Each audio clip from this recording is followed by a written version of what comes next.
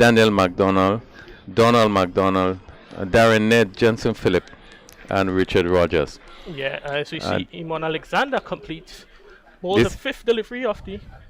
And this team boasts of players the like of Shaman Lewis and the informed Teddy Bishop. We expect to be very, very competitive. Oh yeah, certainly. And as we see, a first over, maiden over there, bowled by Iman Alexander to Anil Mathieu. Iman Alexander, native of the parish of St. Andrew, from the village of Moncton, now plying his trade for St. Patrick. So it's a quite intriguing setup. As we see, it looks like Alec Athanaze is going to open the bowling. So it's going to be a dose of spin from both ends. Iman Alexander from the northern end and the right arm off spin from Alec Athanaze from the bottom end, bowling to Teddy Bishop. St. Andrew batsmen, naturally they like the ball coming onto the wicket, and starting off with spin from both ends certainly are different prospects than what they would prefer. Yeah, I agree. There's a good move to see that they are starting with spin. Teddy Bishop in particular, I think, is more comfortable against the faster stuff. The attacking player he is, so spin I think is a good approach to start off with spin from both ends. Important game for both parishes. St. Patrick's, having lost last weekend, really would want to turn it around and try to get full points from this encounter. Yeah, this encounter is almost at the stage of a quarterfinals, as you see Athanaze first delivery, flight to delivery on the line of Midland leg, push back to Athanaze by Teddy Bishop. Athanaze with number 5 on his back, the new entrant into the tournament. And Teddy drives outside, just not too far from the outstretched arms of Marlon Henry in the extra cover position. They go through for a single. Anil Mathieu had ideas for a second, but the throw a bit wayward. He's able to get back safely. But certainly the excitement and the interest is quite early in this tournament. Marlon Henry Crony probably just a little touch out of his grasp that he's not able to get a hand onto it. Yeah, just so he's right. But this is sort of player Teddy Bishop is. He gonna stroke the ball anyway in his act. And the driving is probably a good shot that he plays very well. So he drove this one upishly just to the right of Marlon Henry at cover. Yeah, as you see, Anil Mathieu, he's off the face strike, comes back and pushes it at Athanaze. Dunk back past him, the fielder at that's Devonnie Joseph in mid off does the fielding. There is no run, so it's 1 without loss in over number 2. And he drives firmly just to the left of Devonnie Joseph. He comes around, fields the ball, but can restrict the fielder batsman from crossing over for a single. So after it's at Anil Matthews off the mark. He is on 1. Teddy Bishop is on 1.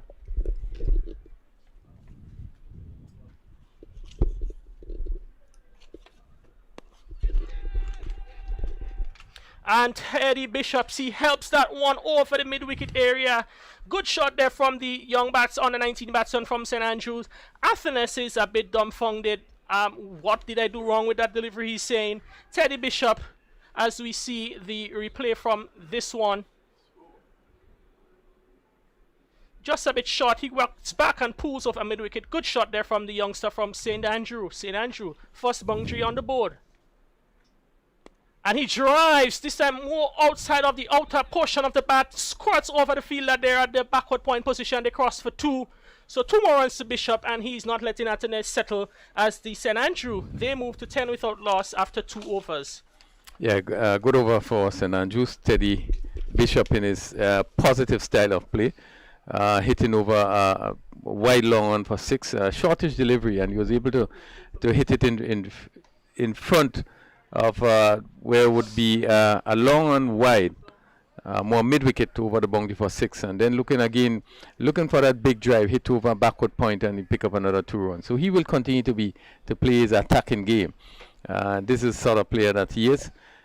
This spin, the slow bowling probably will create probably a more challenge, but he continues to play as he knows. Yeah, those runs so far, he's on 9, pushes his tally to 119 runs in the tournament, which puts him back on top of in terms of the leading run score on the tournament. Johan Jeremiah, he topped the list leading into today. He was 114. Teddy Bishop 110. So Teddy Bishop is now 119 runs, the leading run scorer in the tournament, and he is certainly an exciting batsman to watch. And currently also the likes of young Akim Ogis, a wonderful prospect from the island of St. Lucia in the St. Andrews lineup, is also an exciting talent, and we all await his entrance into this tournament. Yeah, these two players certainly would take the lead in terms of the batting, and would hope that they're going to get off. Bishop continues to be attacking. We know he got I think 79 against the first game that he played. He didn't score in the last game, I think, that he played, but they will hope that he will really settle down and sort of build some form of inning against St. Patrick's, who boast of the likes of Devon Smith back in the lineup. So they do have quite a great deal of batting in the lineup. Oh yes, strengthened batting lineup. There you have the likes of Wavell Benjamin, Dennis Smith, Devonnie Joseph. So it's a quite strong batting lineup from St. Andrew. So St. Andrew would really need to put a 140, minimum 150 on the board to see if they can help challenge. And it's a bit of blunder in the field there between Kieran Charles and Dennis George, and the ball goes through the two fielders there. I think they were waiting for the other fielder to field it. He just bisected two of them, and Wavell Benjamin from mid-out had to run around to collect it, but the batsman were able to cross over for 2. So Anil Matthew, he moves on to 3, and St. Andrew 12 for without loss in over number 3. Yeah, very quiet start by St. Andrews, pushing the ball around. Short ball and dispatched by Anil Matthew as he rocks back. Will it cross the ropes? It just beats the 38 years legs of Dennis George into the boundary. So a short delivery from Iman Alexander, the first one he served up for the day. Matthew rocks back, beats the fielder between backward point and the square cover for 4. So good looking runs to Anil Matthew. He moves to 7, and St. Andrew 16 without loss in over number 3. Yeah, good short delivery, and he got a treatment he deserved as Matthew came back and hit it down to a square cover for 4. Drives outside the outstretched hands of Kieran Charles in the short extra cover position. One more run to Matthew. He moves to 8, and St. Andrew after 3 overs 17 without loss. Yeah, confident start by St. Andrews. I think both batsmen just seem to be getting used to the wicket, getting used to the bowlers. We see some good shot played in that over by Matthew, hitting down to backward point, and even his driving, have been very fluent. We see him push a ball through covers, which was just a bit of a misjudgment by the both fielders who was leaving it for each other. Picked up 2 runs, but he really looked pretty confident as he pushes the ball on the offside in that over. Yes, Alec Athanaze, former West Indies under 19 batsman. He would have scored 100 in the under 19 World Cup for the West Indies under 19. He's about to bowl his second over, the 4th of the day. To this one, Matthew is forward and plays a short mid-wicket position, where that is Iman Alexander does a fielding, and there is no run. So it's certainly a wide variety of talents and experience available in the middle for these two teams, and in what should be a top-class encounter between two powerhouses. And Anil Matthew scored a total of 67 runs in 3 games, and he will want to continue and push on. He did bat very long in one of the matches played, but wasn't as fluent as he looks now. He really looks so different. Yeah, he's one of those, as we said, he loves the ball coming onto the bat. So the slow bowlers, you just have to readjust, realign himself to get the bearings right and his timing right as he turns that one towards the short fine leg position where Fraser Michael Fraser does the fielding, and there is no run.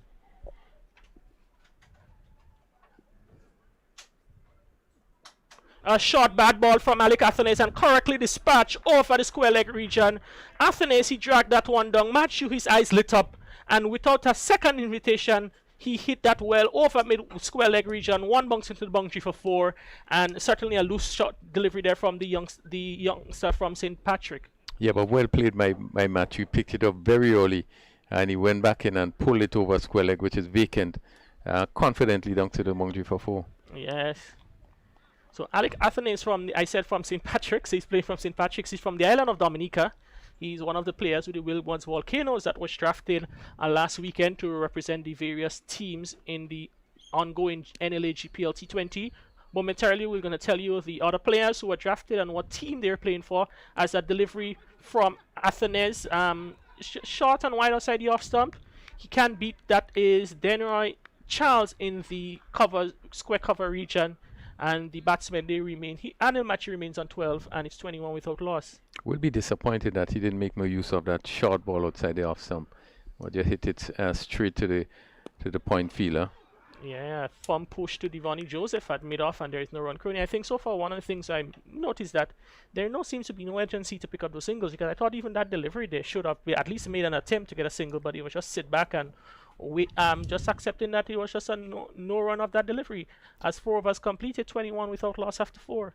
Yeah, confident start by St. Andrews, but yeah, I do agree with you in terms of that positiveness.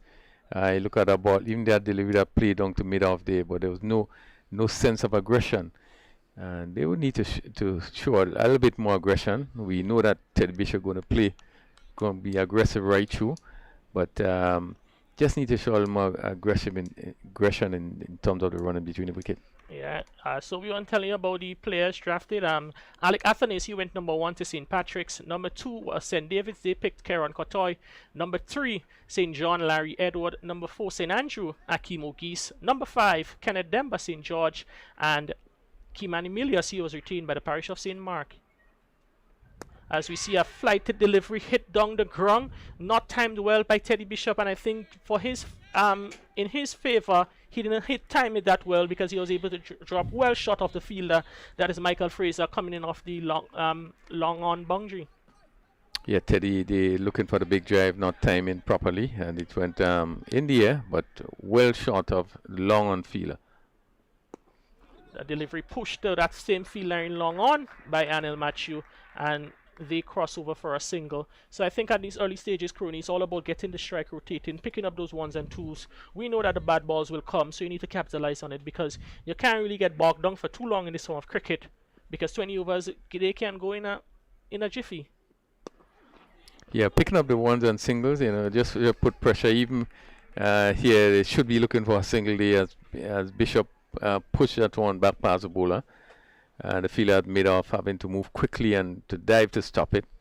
No attempt of trying to get a run there.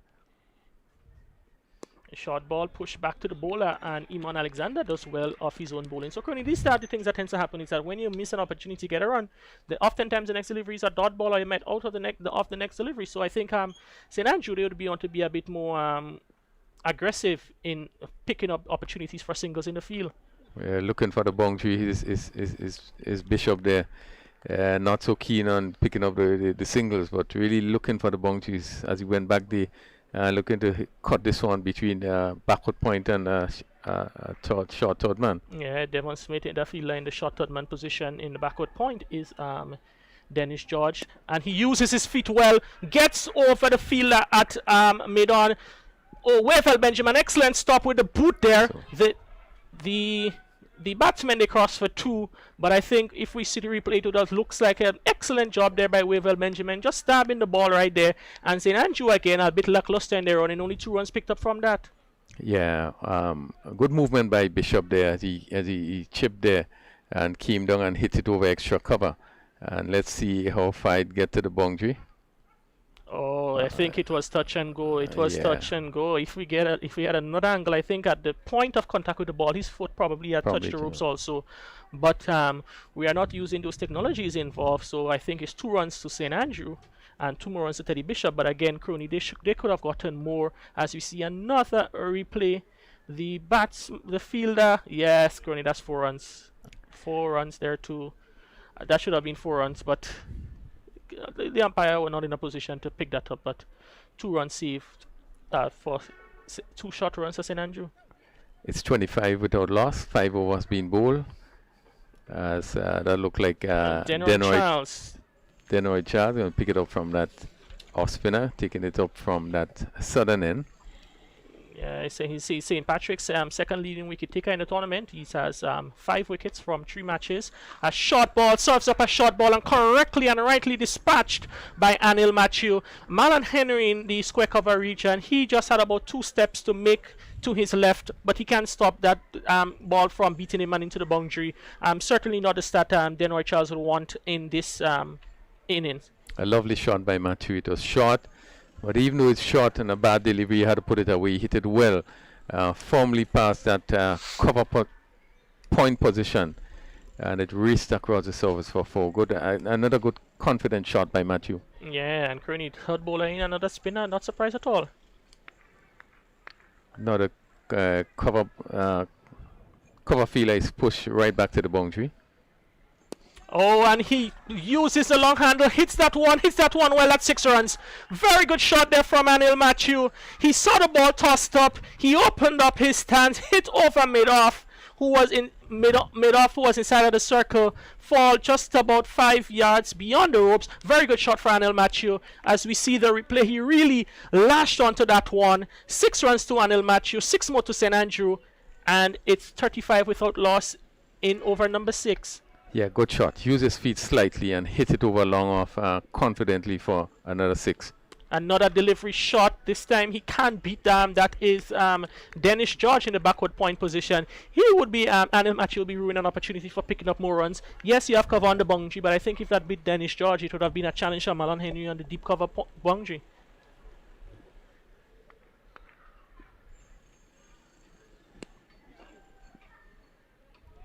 As we see another delivery pushed to Devon Smith, and Devon Smith certainly so far has found himself in almost all of the attacking positions in front of the in the inner circle. Oh my goodness, that one was an invitation from Anil Matthew, which he gleefully accepts it, and a bigger hit this time. It was tossed up, it hung in the air for a long time. Anil Matthew, using his long reach, was able to get to hit and hit it cleanly back over the head of the bowler for 6. Certainly an encouraging start for St. Andrews. They're 41 without loss in over number 6. Yeah, lovely shots. Safe shot. You know, he hit it straight back over the bowler head, and it had cleared the boundary and went for 6. Another good and confident shot. And really, he's really playing well, choosing the ball to hit and is hitting it well. This time he comes forward and plays it softly on the onside. Dennis George, he has to run in to do the fielding, but certainly on this occasion, sensible batting there from Anil Matthew, picking up a single. He moves to 30 of 27, and after the end of the power play, St. Andrew, they 42 without loss. Yeah, good start by St. Andrews. First over by Charles. 17 runs was scored in that over, which included 2 sixes. Really has been a good over, and they are beginning to really settle in, having the advantage of the spinners that is bowling now. And St. Patrick will now have to probably redirect the thought in terms of direction. We saw Alexander, he had bowled 3 overs for 11 runs. Charles, 1 over for 17 runs. A good start by St. Andrews. Yeah, very good start. At the end of the power play, you get 42 runs without a wicket on the board. It certainly laid a good foundation for things to come. As you see, Imon Alexander, he's going to bowl his 4th over. He's been bowling well, 3 overs, 1 mid none for 11. But St. Andrew, they will be quite happily accept that position at the moment. 32 without loss. 3 fours and 3 sixes inside of the 6 over. Certainly a good start from the men from the Big Parish. Yeah, very good start. And both batsmen looking fairly comfortably as they would want to press on to make sure that St. Andrews have the sort of score that are really going to challenge St. Patrick's. To this delivery, Alex Matthews off the back foot, works it there to the fielder there at the short mid-wicket position. And there is no run. This one tickles off the legs. Badly lined delivery there from Alexander. That's Marlon Henry. He has to do the chasing down towards the fine leg region to retrieve the ball. 2 more runs. And Crony, St. Andrew versus St. Patrick's. Today, 5 years ago, 20 years ago, 50 years ago, it's always a big battle in national cricket. Always been competitive. St. Andrew, St. Patrick's, close proximity. And, you know, they would always compete really hard against each other. As a short delivery, Matthew comes inside of it and pulls behind square for 4. Anil Matthew on the go. Anything short, he's making the bowler pay for the errant bowling. Short delivery from Imon Alexander. Rocks back Matthew, beats the fielder down there on the sweeper position, and 4 more good looking runs to match you as the score moves to 48 without loss. Yes, sensible batting. Just short of a link, and he hit it behind square. The fielder at mid-wicket had no chance, as it went down to the that backward square fence for 4. Really good batting by Matthew. Yes, and I think the thing with St. Patrick's is that they depend so much on the slow bowling, and you still have the likes of Dennis George, who I think will take up the action quite quickly, very soon, because he's one that tends to bowl a lot in the power play, in the death overs, and they really need to find a breakthrough and get an entry into the batting order for St. Andrew, because at the moment 49 without loss in over number 7, just about 7 runs and over, they're looking quite comfortable out there. Yeah, Matthew looks really well. Really been playing the spinners very well. None of the spinners is creating any problem. And the way he's going, he really seemed to be in good stead. Teddy Bishop goes caught behind a delivery which was short and probably went on with the arm, looking to make some room to carve it between point and the extra cover position. Gets a faint edge and well taken there by Dennis Smith. Teddy Bishop goes for 12, and a disappointing end to the youngster from St. Andrew. As we see the replay, short delivery went straight on with the arm, gets the edge, he goes for 12. St. Andrew 49 for 1 after 7 overs. Yeah, delivery too close to him, and it wasn't all that short. But he looking to make room to cut it down to backward point, and it just came off the edge, and Smith taking a very good catch. As we look at it again, pretty close to him and moving away slightly, and Teddy looking to cut and taking the edge, and Smith accepting that catch. So Teddy Bishop once again just going for just 12 runs, and St. Patrick's will be happy to pick up their first wicket at the score 49 for 1 in 7 overs. Yes, and it's the end of Teddy Bishop. That brings to the wicket the under-19 talent prospect from St. Lucia, Akim Ogis. He's here with the Windwards Volcanoes doing some work in preparation for the 4-day tournament. He's also one of the prospects that would be hoping to be selected for the West Indies under-19 team for the next under-19 World Cup. So this is an opportunity for him to play some cricket, get some cricket under his belt, and I'm sure he's relishing the opportunity to be involved in the NLA GPL T20, representing the parish of St. Andrew, and it's certainly now a good opportunity for him to come in and express himself and showcase his talent. Yes, I think those players will be very happy to be playing cricket in some part of the Windwards. Actually, we are privileged, Kerry, here to be able to have cricket, and I think those guys would be excited to play, and this is an opportunity for him. There's a lot there's a lot there for him. He would take this opportunity with both hands, and it will be interesting to see him, but I think he will relish the opportunity. Yes, as we see that one from Matthew Tunn behind the square. The field at the 45 does the fielding, and as there is no run. So after the start of this, still 49 for 1, Matthew is on 37, and yet to score is Akim Ogis.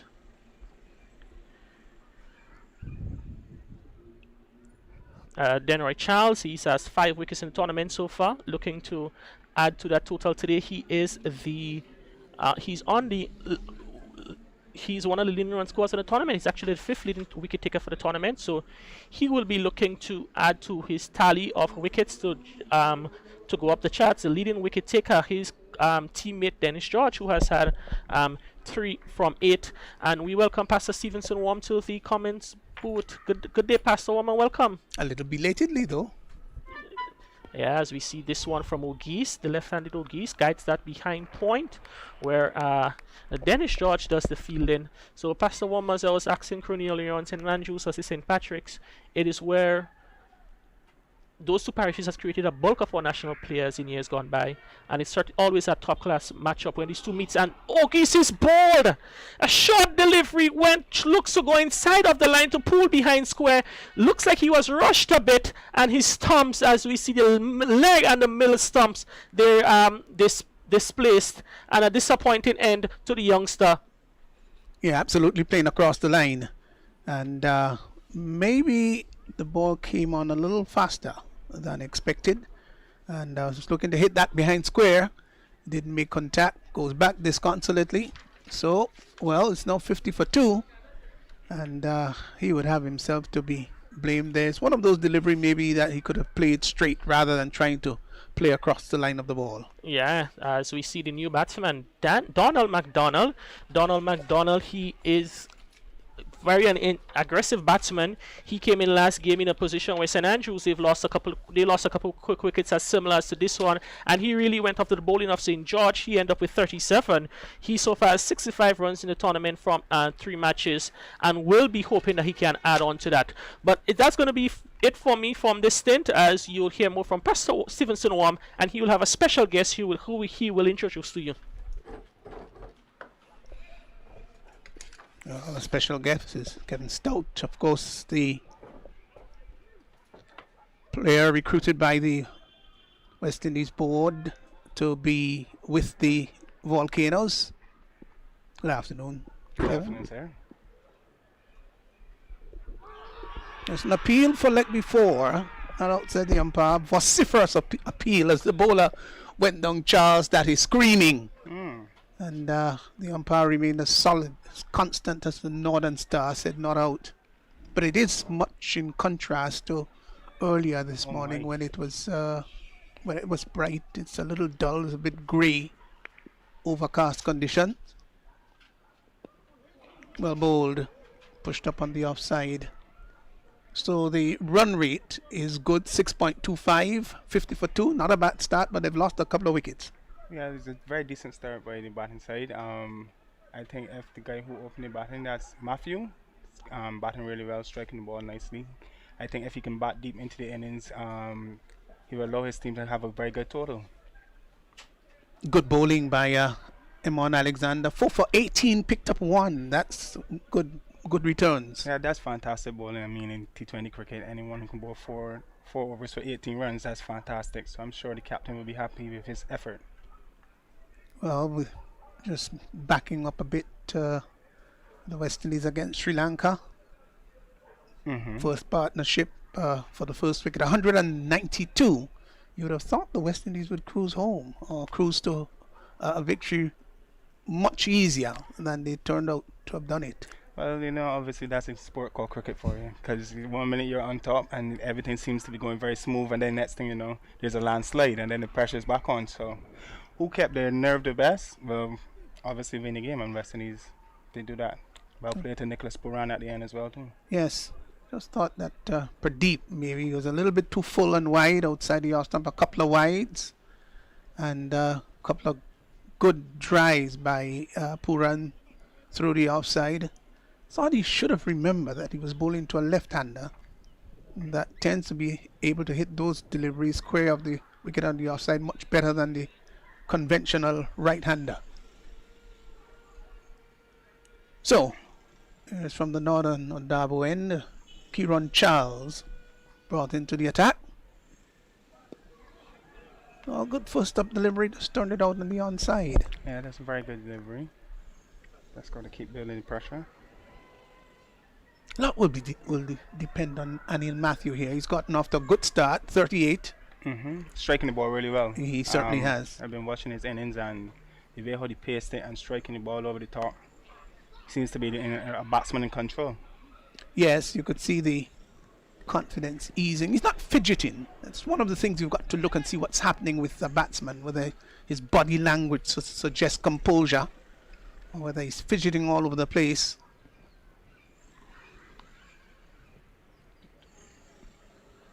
The strokes just went through the leg side, well behind square leg coming off the boundary. And 2 runs have been completed. Good throw from the fielder at deep square leg into Dennis Smith. Very exciting keeper. Yes, he has been around, of course, since schoolboy days. Got a couple of hundreds playing in the inter-secondary schools competition. So it wasn't really surprising that he had gone on to a higher level of cricket. Well, it's in and he's back and he's playing this one. No run. Keeper comes to do the cleaning up. Pass it back to the bowler. Mr. Smith, I played against him in first class cricket. I think a very energetic player. A very talented wicketkeeper. I think he's one of the better keepers in the Caribbean as well. He's got good glove work. Yeah. And fantastic glove yes. work. Fantastic. Yeah, you saw him, as I said, very early in his career behind the stumps, you knew that there was something special about the kid. And back then, his batting was really good. I still think it's good now at this point in Yes. time. Might have just tapered off a little bit. I just thought that the returns would be much better. Delivery pushed down to the sweeper position and would get a single. But the thing about it, he's still a young player, and I guess as he gets older, he will mature and understand more about batting and how to take good care of his wicket and present some good scores for Bengal Islands. Yes, of course, played for Jamaica. And then Emmanuel Stewart Yes. gone behind the wicket for the Volcanoes. Ball is into ball, and this one he's playing that one to short mid wicket. Mid wicket comes around, field the ball. That seems to be the end of the over. Yes, so 9 overs gone is 53 for 2. I think this is a good period of play for the fielding side. Just pulling it back a bit after the start that this side who's batting had with Mr. Matthews, who really capitalized on the power play, striking the ball when the field was in and taking control of the innings. I just think if he can bat, as I said, as deep as possible for his team, they'll be able to post a good total. A lot would depend upon him, of course, joined by Donald McDonald. Always like the ring of that name, Donald McDonald. Donald McDonald. Yeah, it's not very often you find that kind of combination. Sure that the parents may have had a little giggle about it at first. I just had one myself, actually, because when I heard the name, I was thinking about McDonald's in New York. I was going to have a burger or something like that. What do you think is a good total? Gosh, I always think that if you get up 20 overs, you get up to 150. Just about 7.5 and over. That's a good working total. Anything after that is going to be challenging. It's interesting. 150 is always a good total, Yeah, well, especially in the Caribbean. fair enough. But anything after that, you get 170. It's And there's an cracking. appeal for cut behind. Not out, says the umpire. Well, there had to be something there. The umpire said no, it's not out. There is my. absolutely nothing that could be done about that. There's no review system here. But they all went up in thunderous appeal. In fact, the 4 close-in fieldsmen, extra cover, mid-on, the bowler and the keeper themselves all went up. And there was some element of celebration too. The umpire said no. That appeal was very, very convincing. So this umpire must be a very strong umpire then to say not him.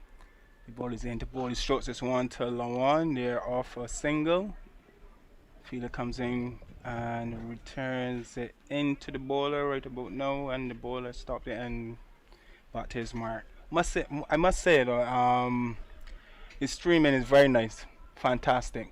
Well, I think it's one of the best we've got in the region. Yeah, it's quality. Actually, it's the first time I've watched live streaming outside of ESPN, and I'm seeing replays. Yes. So that's a very, very good thing, and I must commend the. Yes, and of course there'll be more features. Should be having a stump mic a little later on in the competition. Oh, stump mics are naughty. Yeah. I think stump mics are very naughty. Because it gets you up and close and personal to what's going on. I know. So sometimes you might hear some stuff, you That you can't should repeat really. as well. Yeah. Keeps a lot of players in check. That too. Got to be That too. selective as to what you say. But some guys forget as well. I know. Something called a slip of the tongue. Bang down to the sweeper position. Gets a single. So Matthews, of course, who comes in to strike, he's 43. He'll be looking for a landmark here, Kevin. He'll be looking for a 50 mark. He's 43. Yeah. As I said, he's been batting really well. I'm really impressed with the way how he stroked the ball. If he can go on to get a big score, say 80, 90 runs, will be fantastic for his team. Yeah, we're talking about what a good total is. Well, 10 overs gone, so we're at the halfway stage. They're 56. Now, if you double that, my math tells me that you're going to get 112. But obviously, the last 10 overs. Yeah, the intent is different for the last 10 yes. overs. So some guys we look at 8 runs or over coming down to the end, 8, 10 runs or over. So 140, 135, 140 could be a workable total. 150, best case scenario. Yeah, but a lot of these 2020 teams got to realize that the game is getting bigger. Players are getting more exciting. The bats are heavy. And the 140s and 130s, they've got to begin to think now about getting more runs. But I think the most important thing for each team to remember is the importance of batting all 20 of the overs. Because I see a lot of games that teams get bowled over the full 20 overs being bowled, and you're stealing 12 to 14 runs from off your total when you're getting bowled up for 18 and 19 overs. So the team who bats all the overs and keep the intent throughout the innings, especially turning up the heat come down to the end, will always post a fantastic total. Agreed. And The intent was that one was to hit that over. Was looking to hit that over squarish cover. The ball peeled off the outside edge and went down to the third man area. Just a couple of bounces before he got to the third man fielder. I must say I like the bowling of Mr. Charles. He's nibbling it around, varying his pace. Some slower balls, back pitching the ball, and he's into ball again. The batsman is crossed, and he's cut this one to point. That looks like Mr. Anthony is at point. One of the better fielders in the Windward Islands team. It's always a big argument between him and Mr. Kotoy, who's the best point fielder. But I won't go any deeper into that. But two good fielders from the Windward Islands side. But I think if you're thinking about overall, that was hit hard. The bowler did put his hands up, but it was coming back at knots per hour.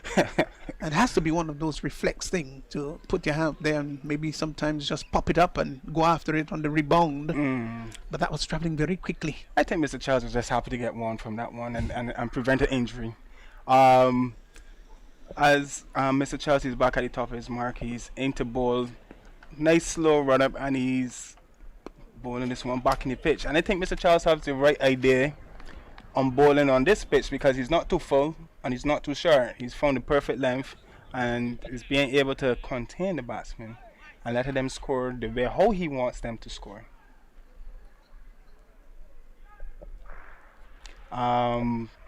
So 11 overs gone, 59 for 2.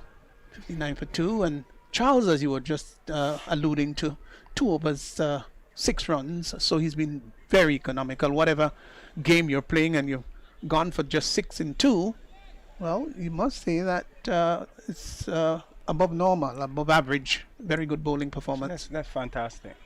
That's any captain's dream. A bowler to come in the middle overs to bowl 2 overs for 6 runs. That's like a pot of gold. Sure, At right. the end of the rainbow. Well, Kevin, it's nice to have you guys playing, several players, in fact, in the 2020 tournament. How well is this, and how would it help your folk in terms of preparing and keeping sharp and keeping your focus on the game? And he's back, and he pulls it. Well, he missed it actually. It seems to be like a bit very close to the stump. Let's see if there's going to be any replay. Well, unfortunately, I won't be able to take part in the competition. I have picked up an injury playing against Jamaica, a shoulder injury, and I'm still recovering from that. Played through the tournament with a niggle in his shoulder, and I just thought that, it's disappointing because I was really looking to play, but I just think that the bigger picture in hand is to try to prepare myself for the 4-day competition which is coming up. So things have been put in place for the physio, and he's back and he's playing this one back to the bowler. Yes, I was saying things were put in place by the physio for me to start receiving my treatment from next week, so we start that and see how things go. Dennis George, the veteran from the far end. Oh, Dennis George, my good mate. He played a bit of cricket in Barbados as well. He played with Carlton Club. Carlton Club is a very one of the well-known cricket grounds in Barbados. We had Desmond Haynes, who played for that club. Dale Richards, and he's back. He's into bowl, and bowler's playing this one back up to the wicket back to the bowler. Yeah, these clubs, of course. You talk about Pickwick and Empire. Yeah, Empire is my club. It's your club. That's my club.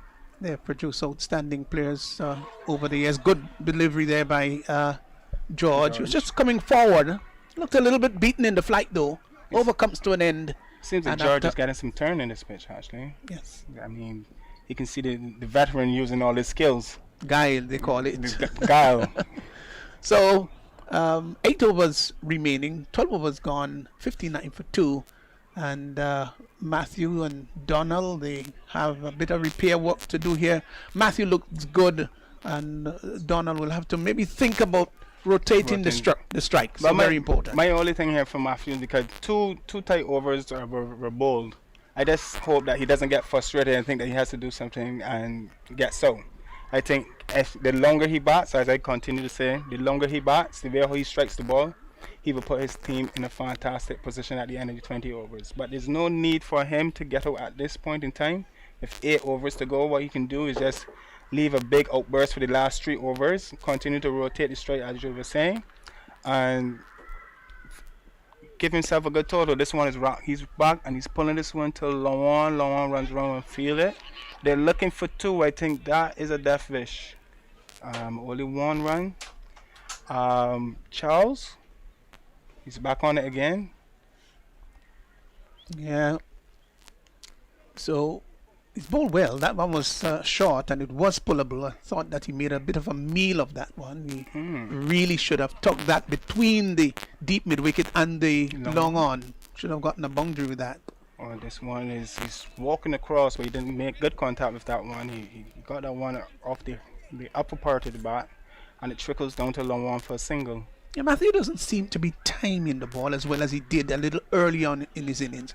Probably trying to hit the ball too hard. You find at times when batsmen try to hit it too hard, they don't get the kind of leverage and power. But I guess as the ball gets older as well too, the batsman is down, chipping and hitting this one back over the ball ahead. The field out long off has come around, did good work. Pick it up and throw back into Charles. The batsman finished 2 runs. Good use of the feet by McDonald. Just chip down, hit it straight. It was always going to be a safe shot. It's always straight. It's always safe when you're going straight. And I thought they were alert enough to realize that the long on off-fielder just bubbled it a little. Saw the opportunity to come back for the second. That's good awareness by Matthews. Very good awareness. Whereas as we see the captain bringing some changes now. He's brought in his guy off the sweeper boundary up to regulation cover.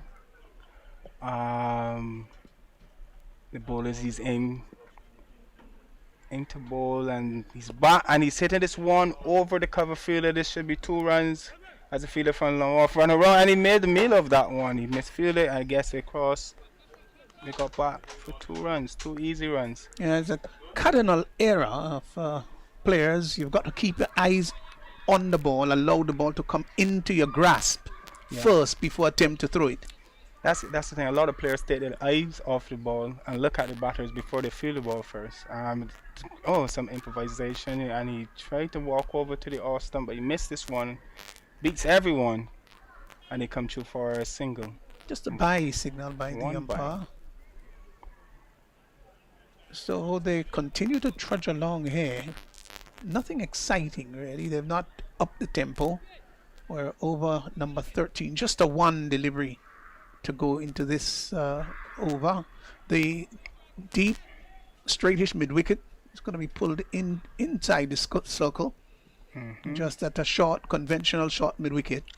Well, Matthews as he settled, and Charles is into bowl, and Matthews is pulling this one high and hard and feel that deep mid wicket runs round. They collect. There's only 1 run. Nice strong throw from the fielder off the deep mid wicket boundary. Well, that's interesting because with 1 fielder pulled in, that's when he decided to go over the top, and maybe if he were back, might have made it into a catch. So 13 overs gone, 67 for 2. Matthew, of course, sneaking, getting close to that landmark. He's 47 and McDonald 7.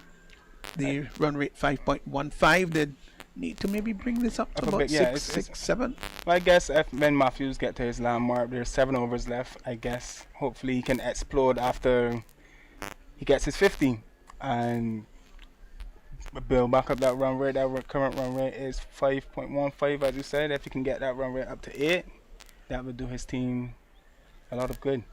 7 runs coming off the last over there, bowled by Charles, and that has been his most expensive over so far. 3 for 13. Off the back foot and punching that one to the offside. The guy off the sweeper boundary has comes in, pick it up, throw it into Mr. Smith. Smith cleans it up, and back to Dennis George, the experienced campaigner. George His figures are what? 1.1. Yeah, he's just a 1 run. He's into his second over. And this one is hit high, hard, and feed out large one. Oh, and he's caught it. Caught it. The catch. He went so nonchalant about it, and he poached it in the end. He didn't go with hard hands. No. Maybe maybe too soft hand, and just bubbled out a little. But had a good frame of mind, kept his composure, and took the catch. So. Right at the edge of the boundary. The good thing about it, he watched it right into his hand. Even at bubble out, he was able to catch it on his second chance. So, well, another wicket has gone. St. Andrew now they're 68 for 3 as McDonald just being caught by Charles right on the boundary of the bowling of George. He was looking for the big hit, but wasn't able to clear the boundary. Well, that's the experience of George again for you. Continue to apply that pressure, bowl in the areas that are required. He's doing well for his team. I'm sure Mr. Smith should be happy with his returns that he's getting from Dennis George.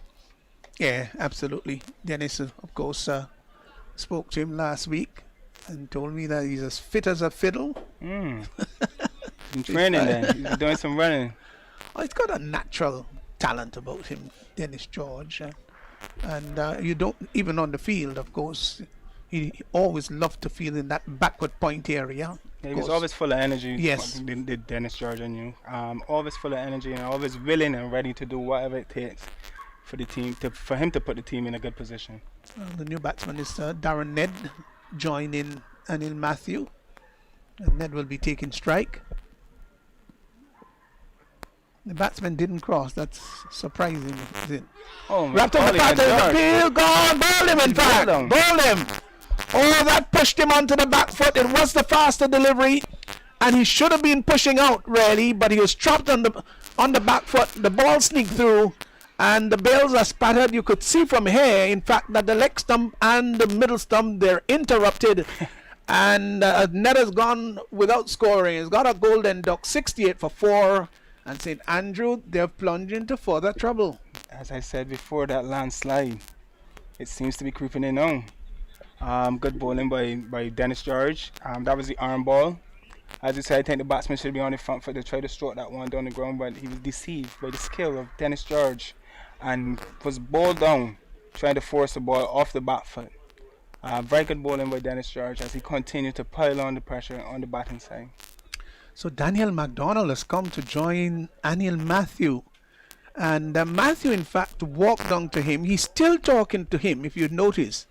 And what would he be saying there? Here, we've lost a couple of wickets rather quickly. We've got to do a little bit of restorative work here. We've got to redeem ourselves. And might have just admonished him what needs to be done. But he's going to be facing up against an old wily character in Dennis George. Takes his guard. The thing about this is he has to proceed with caution here at the bottom, because after losing two quick wickets like that, it'd be wise for him to bat at least a couple balls, maybe an over or so, to stay there with Matthews. Bowler George is in and he's forward playing that one back to the bowler. Well bowled by Dennis George. Yeah, you could see the arm ball. He really pushed it through. Very often it's a good delivery to bowl to a new batsman. And he's forward and playing this one back to the bowler again. I mean, I think he needs to show a bit of intent forcing this ball, try to drive the ball to long off and get a single.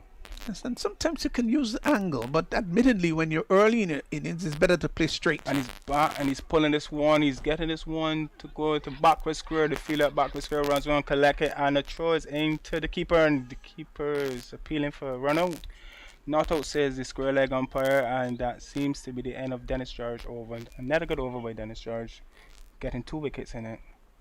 Yes, and deservedly 2. So George has picked up 2 for 3 of 2 overs. That's fantastic in whatever format of the game that you're playing. So St. Andrew now 70 for 4. 70 for 4. They've got 6 overs remaining. Now that puts them in a really dicey position. With those 6 overs, they probably would want to get maybe about another 40, 50 runs, and that's a tall order. And if they do get another 50, it will bring them up to about 120, and they might just think that that's a working total. Well, in order for them to do that, this guy Matthews will have to be there at the end. You're right. He's been there for quite a while now. He started the innings. He's a batsman that's set, and he has to set the standard. Charles is into ball, and he's striking this one down to long off runs around fields, and they're only crossed for 1 run. Matthews seems to be showing that he's ready to get on with the business now. Yes, Williams, give him credit, ran across to his right. About 30, 40 yards. Lesser athletic player might have just gone over the boundary, but he covered the distance very well. Quickly across the turf, restricted the batsman just to 1. And Daniel McDonald now comes in to strike. Good bowling. Mr. McDonald should have some praise for us. And he's going to, he strokes this one down to long off and gets 1 run. That's the idea now for this stage, especially for Mr. McDonald. Just try to get Matthews back on straight to see what work and what damage Matthews can do coming down to the end. Matthews now on 49, 1 run away from his 50. Has an opportunity maybe to nurdle one and pick up a landmark. Oh my God.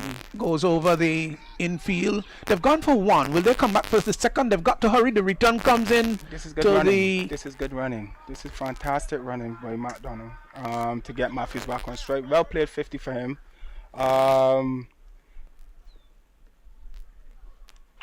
So the 50 coming up. 57 balls, 53 minutes, 4 fours, 2 sixes. Good statistics there by Matthew. This is very good stuff by Matthew. I just hope that he just continues to apply the pressure onto Charles, because it seems that he's ready to go big at Charles. He's cutting at this one and he misses. Good clean work by Dennis Smith behind the stumps. A live wire he is. Yeah, his strike rate up to 87. Of course, you'd want to get up beyond 100 if you're playing 2020 cricket. So he's got to up the tempo now. But he has the perfect platform to do so. And he's in and he's swinging and he's hitting this one. Oh my golly. To long on is 1 run. Seems like Charles is batting with a sound edge. Yeah, all this energy is going in, but it's just trickling out. He needs a proper stick, mate. Yeah, the good thing though is Matthews, he's tried to hit them as straight as possible. Now that's good. When you're straight like that, very rarely can the long on or the long off fielder take the catch. It's Charles. He's into ball and McDonald is cross and slugging this one to deep mid-wicket. Feel it. The deep mid-wicket boundaries comes off. Feel it. Fantastic throw into the keeper. And Charles, that's a fantastic spell from Mr. Charles. 4 overs for 19 runs. I mean, you can't ask for anything better than that. Well, with 15 overs gone, 76 for 4. Just the 5 overs remaining. I think St. John will be very happy with the stage of the game now. With 15 gone, the run rate just over 5.07. And at this stage of the game, usually the run rate would be up to 6 or 7. It's down to 5. And both bowlers in Charles and Dennis George, they've done very well. They've bowled some 6 overs between them and produced only 22. So that's fantastic going by these two. That's very good going. Dennis George, 2 overs for 2 runs. 2 overs for 3 runs, sorry. 2 wickets. I must say Dennis George seems to be bowling bombs. Let's see what McDonald can do here. As Dennis George is into both him. And he's swinging at this one and got on the inside edge as the ball trickles out to mid-wicket. Mid-wicket fielder comes around and pick it up back into George. What do you think? What do you think? Oh, he's been steady, is George. That turned him around. He was looking maybe just to work that out on the onside. The ball might have just taken the leading edge and going just by square on the offside, but he does seem to like to sweep the ball in McDonald. So gone to 5. Matthew comes in to strike. He's 52, 77 for 4. That's the total now. And This is a matchup I want to see, Matthews and George. Going to ball, Matthews coming forward and stroking this one back to the bowler. No run scored. Ball over hand on head. I'm not too sure. That ball came off the middle of the bat. It's back in. He's into bowler Matthews. Matthews is down the track and oh my golly, he's playing that one not convincingly. I think this is a stage that Matthew has to know about. George isn't that guy to go at. Let's try to rotate him somewhere. At least go run a ball off him and try to take the rest of the other bowlers to come. but he's still got another over to come. That's the other thing. There's an appeal for leg before. Got him out. Yes, gone. Now the umpire didn't raise the finger in the traditional manner, going right up, but he just barely put his finger up as if to say that's gone. And so Matthew, his innings has come to an end. Leg before to George for 52, and George, his bowling performance now absolutely magnificent. He's into his 3rd. He's now picked up 3 for 4. Well, that's a ball that's pitching wicket to wicket, racking him on the pads. LBW, I think it was a good decision by the umpire. So Sherman Lewis comes out, set for battle. Oh, my good mate, Sherman Lewis. You think he's a top order batsman, so I'm looking forward to see what he brings to the table here for his team. Yes, so he's got experience on his side. There's no question about that. Yeah, of course. He played a few games for the West Indies, toured to South Africa, did he? They tour India. Okay. It was a horrendous tour for the West Indies, of course, demolished by India. A couple of young players found the going very, very tough. Okay. I thought that his bowling has dropped a bit. Is Sherman Lewis used to bowl big way swingers. Not seeing much of that these days. And Sherman is playing and missing this one from George. I mean, George is in a fantastic spell here. So 3 overs of Dennis George. Great overs. 3 overs, 1 maiden. He's picked up 3 for 4. And after 16 overs, just 4 remaining, St. Andrew there 77 for 5. St. Andrew, I think if St. Andrew want to put up a proper battle, they have to get a score up to 130. Because if you see the likes of Dennis Smith and Alec Anthony's and Devon Smith to come and bat, a score of 90 runs is nothing for those guys. And the truth is, they just would have to play rather sensible cricket. So whether they're going to get up to this 100 mark is going to be a tall order from here. If we're going sequentially, they're not scoring very well. So it's going to be a challenging proposition to get up to that 100 mark. Well, as you see, the current run rate is continuing to drop. There's no 4.8, 4 overs left. As we see, Alec Anthony is getting ready to bowl his 3rd over. Alec bowled two overs for 14 runs, no wickets. Let's see what he has in store now for us. It's been 2 good overs, just 7 runs per over. It's not bad, really. But an opportunity here for Daniel McDonald to come going and to play a few attacking shots. Swings that from outside the off stump. There will be challenge to get 2 here. They will in fact get 2. The return comes into the non-strikers end and they get 2. That was taken from outside the off stump. Does like to sweep the ball. There's no question about that. Well, you can see what is McDonald's plan here, and it seems that he's ready to go all guns blazing. Not giving Ali any time to settle, so he wants to put the pressure from here and keep that intent up for the next 4 overs. Let's see whether Athanase is going to push it a little further outside the off stump and what would happen then. Not this time. golly. Hits that. That's a fine shot. That's going to go all the way. That's 6. That's 6 runs. Now that's a beautiful shot. He got right under it and he lifted it. Didn't try to hit it too hard, but there was a lovely song of willow and leather meeting. And just about 5 inches from the base of the bat, and he lifted that nicely over the deep mid-wicket boundary. Got 6. Fine shot. That's a song of a good bat. Sure is. timed it well. Driving out to extra cover. This time the fielder right in the path of the ball. No run scored. You know, it was a lovely hit. It really was. You could hear the sound. The sweet sound of the bat. Yes. Yo. You know the connection is good. There's nothing iffy about it. Oh, he swings at that one. Missed, boy. This looks like buys. He's coming back two for two buys. See what they did, in fact, get an on the edge. I have a sneaky feeling that there was an on the edge. The umpire did not, in fact, signal. So You're correct. he did get an on the edge to that. Went down behind the keeper. You can't fault him at all For that. This, for not having gathered. Anthony is into ball to McDonald. McDonald's cross and McDonald swinging once again, and this one trickles to mid wicket. Mid wicket comes round to the field and looks like Mr. Devon Smith. Old veteran as well. Yes, Devon Smith, age 39. He's been playing for the Windwards for. And McDonald's chip and getting this one off the inside portion of the bat again for picking up 1 run. Yeah, see, he wasn't.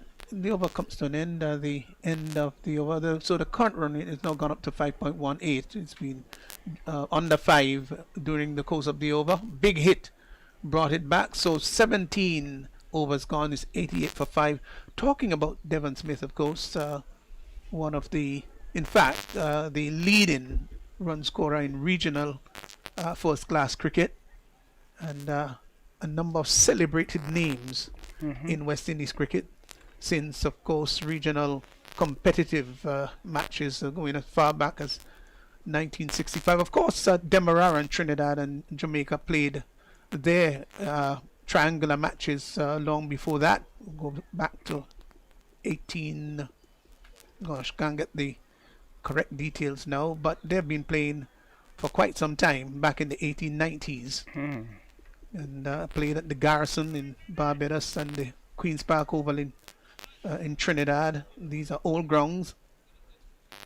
So McDonald is sort of marched on to 16. Big boundary in the previous over. It's going to be interesting watching the left-handed bowler to McDonald, because McDonald is looking, oh my god, he called for a single. There's no run. It was a bit of a mix-up. I just thought, though, that the players played Dennis George with just too much respect. They've been circumspect in playing him, and his returns suggested that that should be called a wide. Yes, confirmed by the umpire. But you've got to be careful. Yes, you give respect to good players, but you've got to let them know that look, you're not here to be tied down. Yeah, but that's what I'm saying. Cricket is played with the batting ball, not names. McDonald's swinging at this one. This one goes up, and the bowler will take the catch. Yes, on his follow through. So Dennis George takes another. He has picked up 4. He's got a 4 far, and they're beginning to really fall apart here. St Andrew total is now 89 for 6. 89 for 6, and so McDonald goes for 16. That's very good bowling again by Dennis George. 4 wickets now he has. Yes, 4 for 5. 4 for 5. That's fantastic figures. That's a nice poetic ring about it. 4 for 5. 4 for 5. And he still has how many balls left? Well, he still got another 4 deliveries to go. That's interesting. Yeah, It's very interesting. Any dibs on 5 wicket haul, 6 wickets? Interesting. He's still got a chance, really. He's got another 4 deliveries in this over. And by the way he's going, he looks as though he can pick up another one. Let's wait and see. I'm thinking 2. The way how George is bowling, I'm thinking 2. So Shaquem Charles, one of the features of the tournament so far, we've got so many Charleses playing in the tournament, albeit must admit that all are not related. Although, of course, so many people say, you know, if you're in this tiny island of Grenada, everybody's related. Anything's possible. Don't think I'm related to Justin Hector at all, though. He's going to be coming up shortly in the commentary position. Justin Hector. He's been in the commentary booth for quite some time now. So, Shaquem Charles will be facing up to Dennis George. Well, he just pulls out of his batting stance. Yeah, didn't seem to be ready as yet. But we call that in cricket terms, Mr. George, like he wanted to ambush him, but he did the right thing and pull away. He's a big man, not tall, but he's got massive shoulders. Seems like he packed a big punch. Turned up on the one. onside and gets a comfortable single. As Devon Smith comes in from mid-wicket, rather fleet-footed.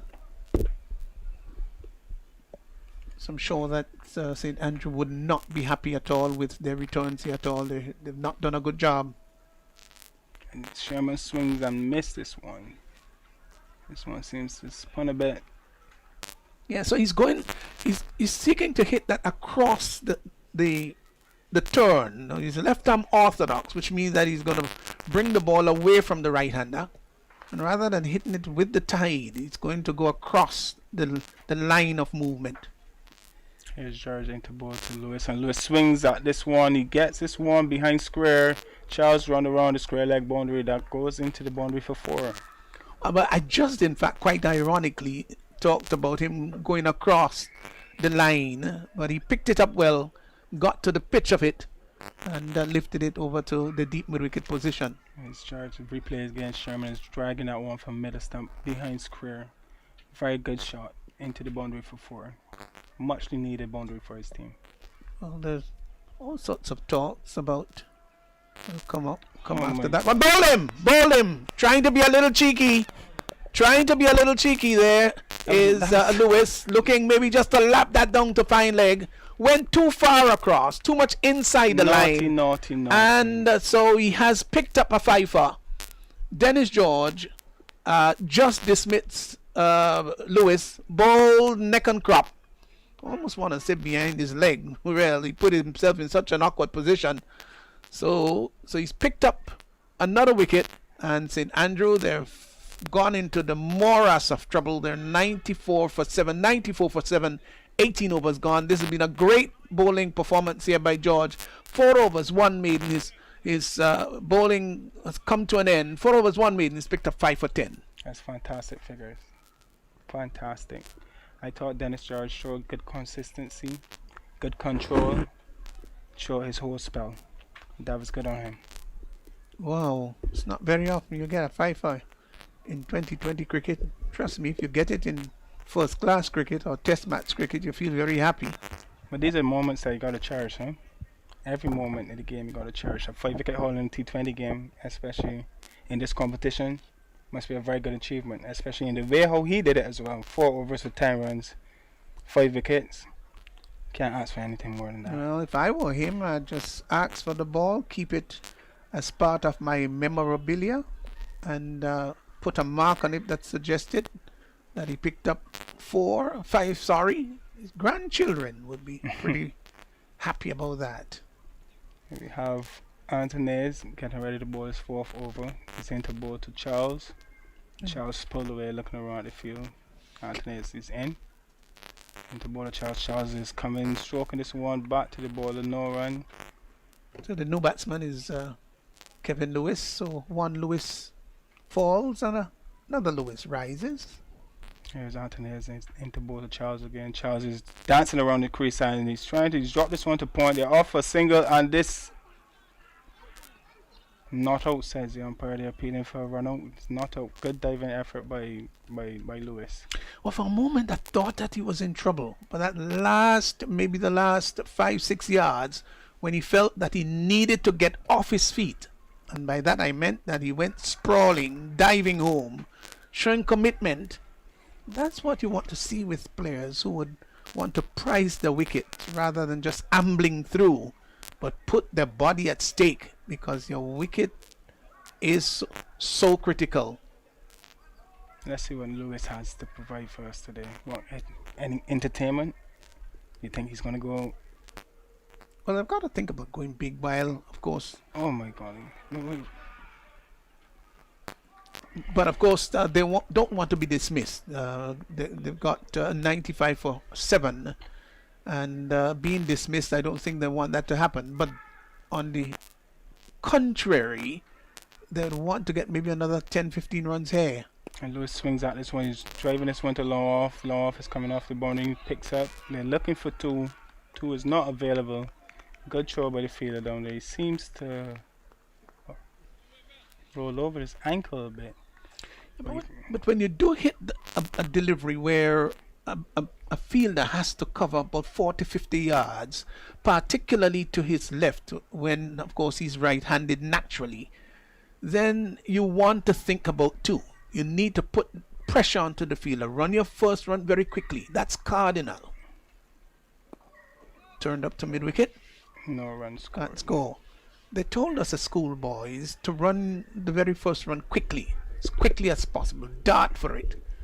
And so if you have to come back, you have a little bit more time to get back for the second. So, over comes to an end. So, 19 overs gone. Last over coming up, 96 for 7. And maybe St. Andrews probably thinking, well, can we get to the 100 mark? Oh, well, with 1 over to go, I don't think it's that difficult. Just get bat on ball, score off of every ball, get up to 102 runs, 103 runs, and you can fight with that. Well, we've seen some strange things in cricket. The old-fashioned cliche that it's a game of glorious uncertainties. And that has always been confirmed in many games across the world. You don't really make too many predictions in regards to the outcome of games. That's cricket. It's all over when the fat ladies sing. That's a term they use back in Barbados. Oh, so it was in fact throughout the Caribbean, and yes, Barbados does use it quite a lot. The ball goes in the air, the catch is going to be taken. No, it's over the fielder's head. Just over his head. That seemed to be Alexander right down there, the long off area. Maybe didn't judge it all that well because he was coming in, and the ball seemed to be going over his head. Now let's see if we can pick this up here. The ball was struck down to long off, and the fielder was coming in. Notice that, and then he had to backpedal. That's where he made the mistake. That's a very serious shot from Mr. Lewis. And then Lewis is swinging at this one down to the long one, and a 6 more. That's another good hit. Really good. Got right on that one and lifted it high and hard and handsome. Where was Lewis all along? He's got to 13 though, rather quickly. Oh my! This is fantastic stuff. This is Glenn Maxwell kind of stuff here we're saying from Lewis. Let's see how he goes. That's two consecutive sixes. 13 of 4. Let's see again. Oh. Outside the off stump, he was backing away, looking to cut that. Good delivery there by Charles, who just pulled it back, didn't bring it up, but just pulled back the line, the length, sorry, a bit. So it's into ball, and Lewis is going back trying to get a quick single, but I don't think Lewis should be looking for quick singles at this time. Just continue to swing. If it connects and goes for 6, it goes for 6. It's agreed. You know, you've got the last over and just the 2 deliveries remaining. You're looking for boundaries in the closing stages of your innings. It's not just about protecting your wicket now. It's not about coming not out 13. No, you got to go for the big bang. Would he do that now? Push it out on the onside. They've hustled for 1. They won't come back for the second. Not good batting, really not good batting at all. He should have been having a big hit at that one and trying to connect, get the boundary riders coming into play.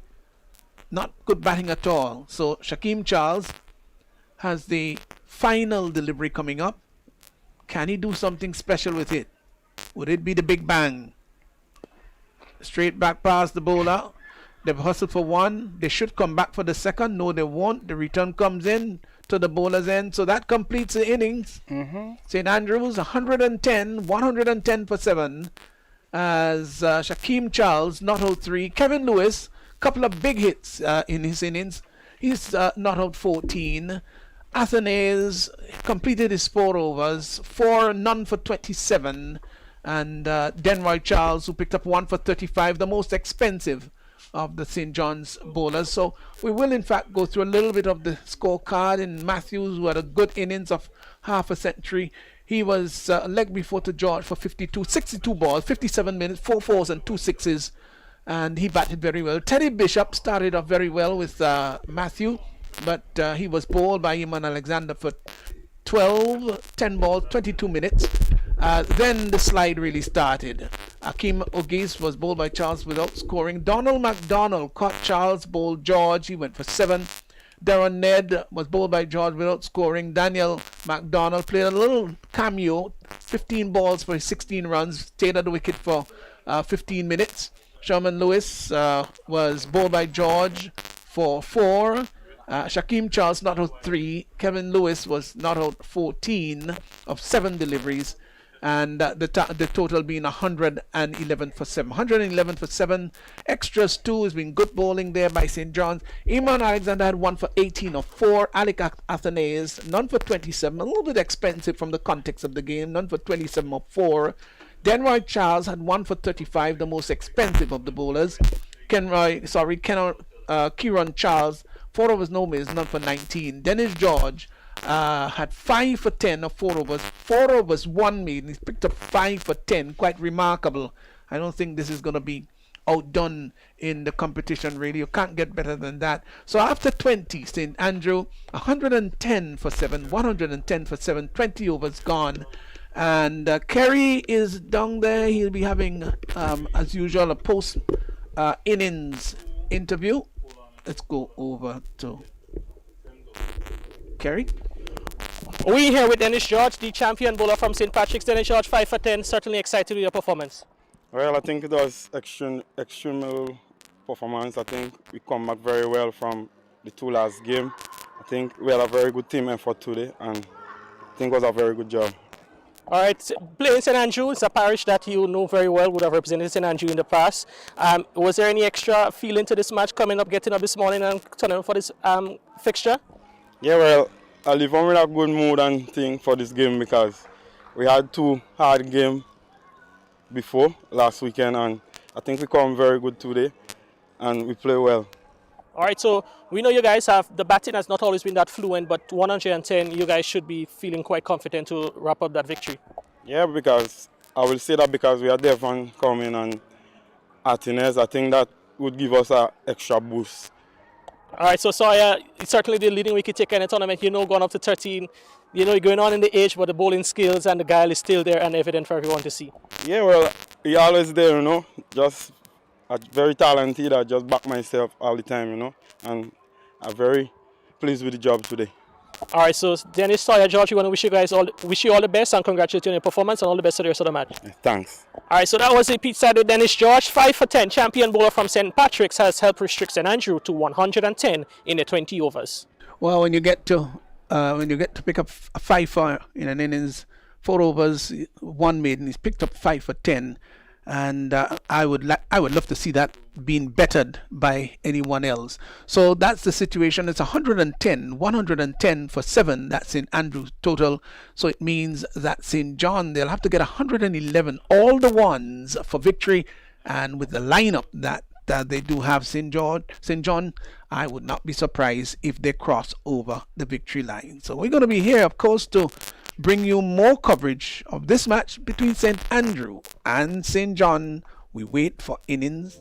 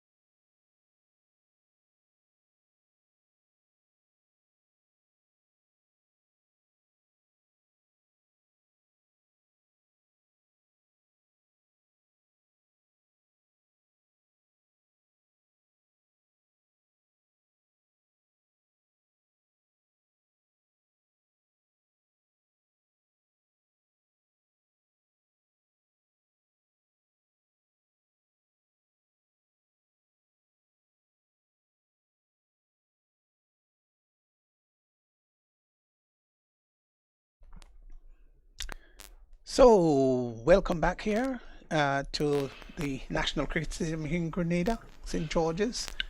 And just to remind you, to win 111 St. Patrick, and my deepest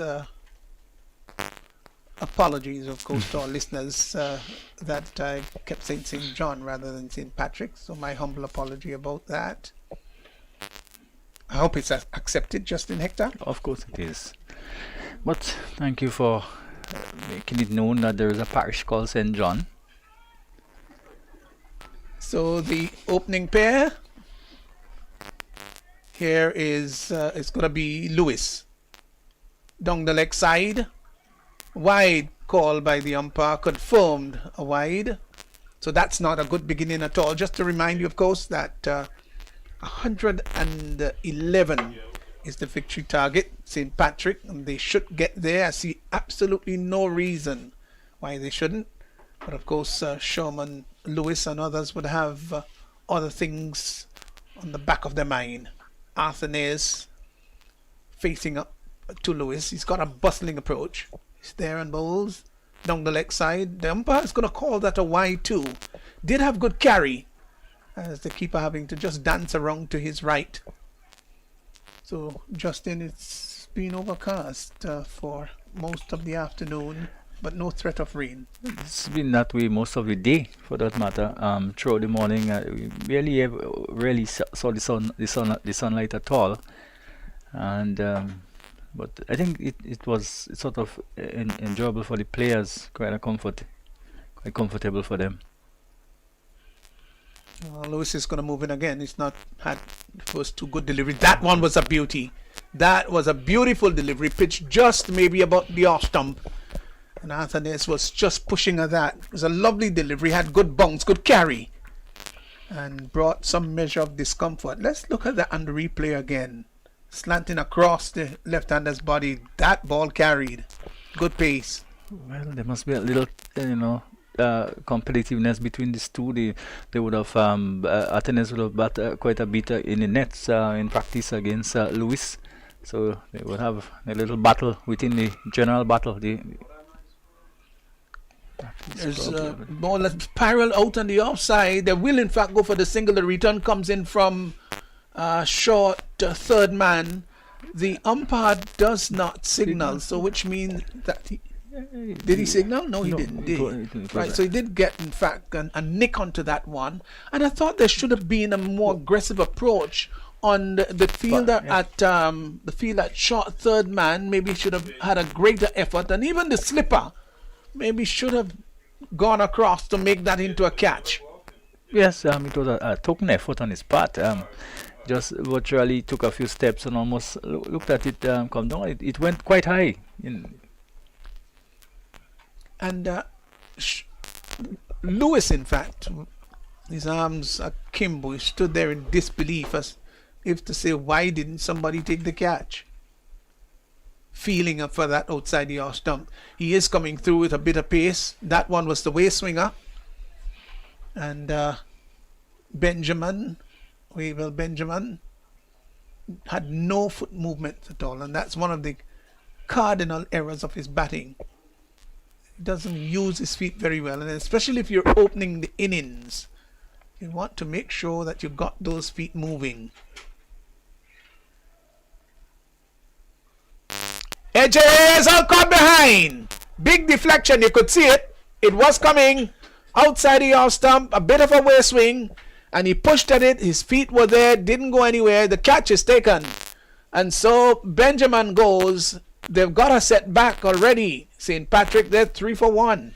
And St. Patrick would be happy, and also Sherman Lewis, because he have not been able to effect breakthroughs as early as they would have hoped in some of the earlier matches. They depend heavily on him to get rid of the top order batsmen, which he haven't picked up too many wickets during the course of the competition so far. That would help, and certainly 110, and if St. Patrick continue to lose wicket on a regular basis, I think we will have to listen to what Tanti has to say. But he certainly has to work on his foot movements. I'm talking about Benjamin. He stood there, sparred at it, as if seeking to give the keeper a catch. And it was well taken by Matthew, just slipping across to his right. But it's nice to see Lewis really bounding in and bowling rather quickly. It's probably the best we've seen him. He looked a little bit lethargic in the earlier games. I don't know if he was carrying a little niggle, but he does look a lot freer. And once again, we've seen the old away swing. Yes. So yeah. He's known to swing the ball. He's bowled good Yorkers too. And this good carry here. This to me is very admirable to see a pitch giving such great carry. Carry is to bowl to Dennis Smith outside the off stump, left alone. And again, good carry to the keeper. So a bit of repair job would have to be done here. 2 extras already in the over. There were wides. And one that went down to short third man. In my opinion, greater effort could have been made. So Lewis has picked up one already. It's bowled well. This is the last delivery coming up in this over. Left alone by Smith outside the off stump. So he would be pleased with his first over in Lewis.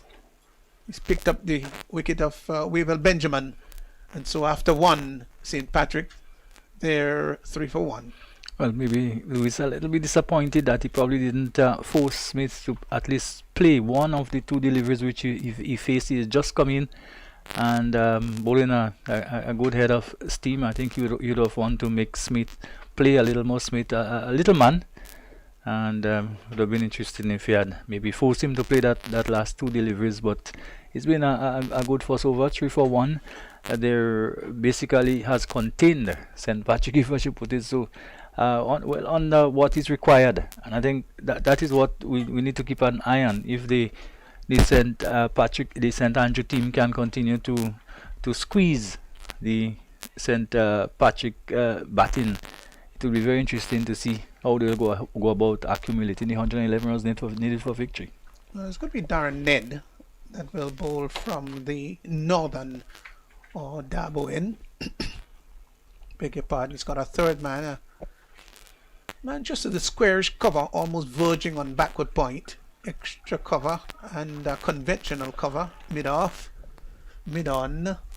There is a mid-wicket, forward square leg, and a man right back on the long leg boundary.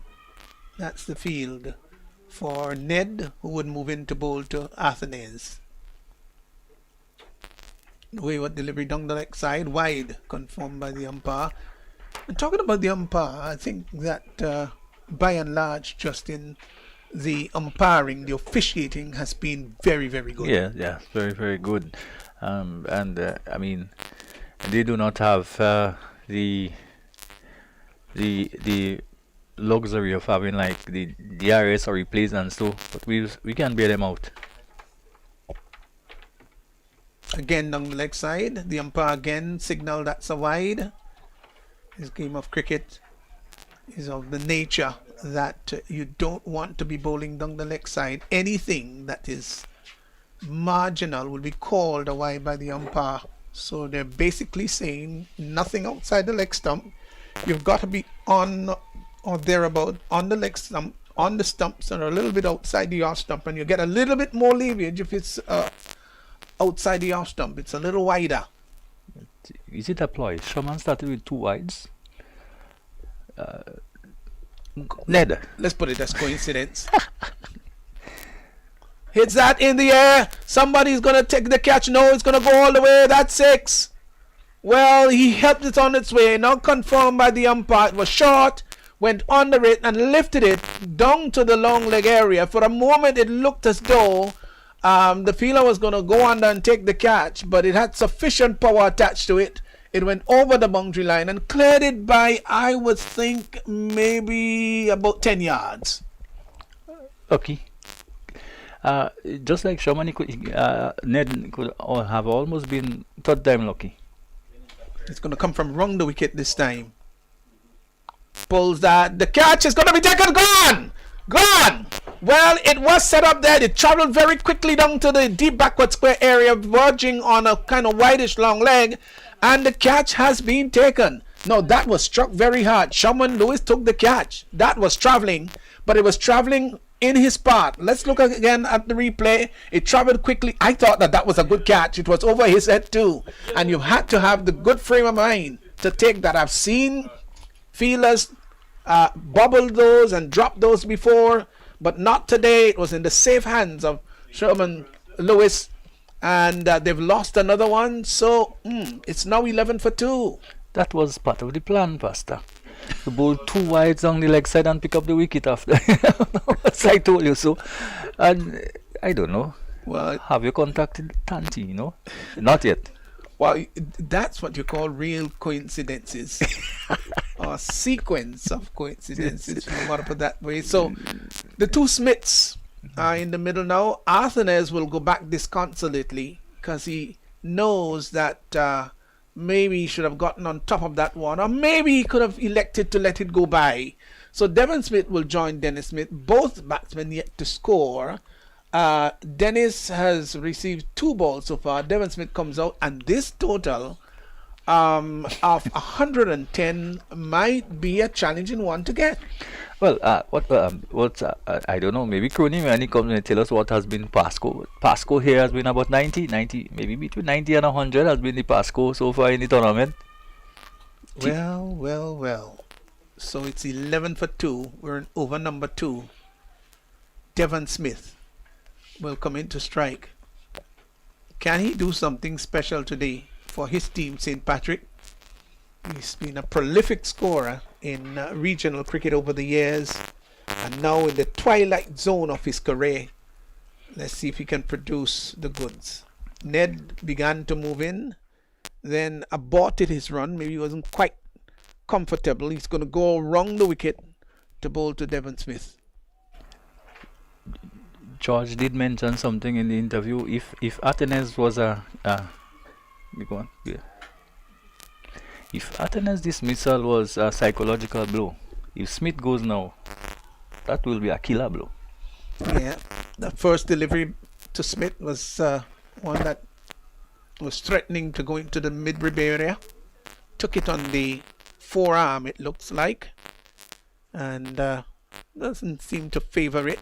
Over the years, he has been hit all parts of the boundary, of the body, beg your pardon. If you're a opening batsman, you've got to expect to put your body in the line of duty, and it's been peppered, I would think, over the years. Smith is getting onto the front foot and pulls that onto the back foot, pulls that behind square. That's 4 runs. Now he's one of the best pullers in regional cricket. It was short, eased onto the back foot, and he pulled it just behind square down to the boundary for 4. It was well controlled. So Smith is off the mark. He's gone to 4, and St. Patrick's, well, they've moved on to 15 for 2. Yeah, vintage Devon Smith. Probably I would have preferred to see what St. Andrew have employed that seem to have decided to go short initially, and probably maybe could have been maybe looking to force Devon to play outside the off stump, looking for the outside edge or something like that. But at that pace, I don't think he would trouble Devon too much. He would need to pitch the ball up. Yeah. Let Devon Smith come forward and look to drive. Let's see what he's going to do with this delivery. Turns it behind square on the leg side as Lewis comes off the boundary. Devon Smith gets his 5th run. They amble quite comfortably and nonchalantly a single. And the field is going to change over for the right-handed Dennis Smith, who's yet to score.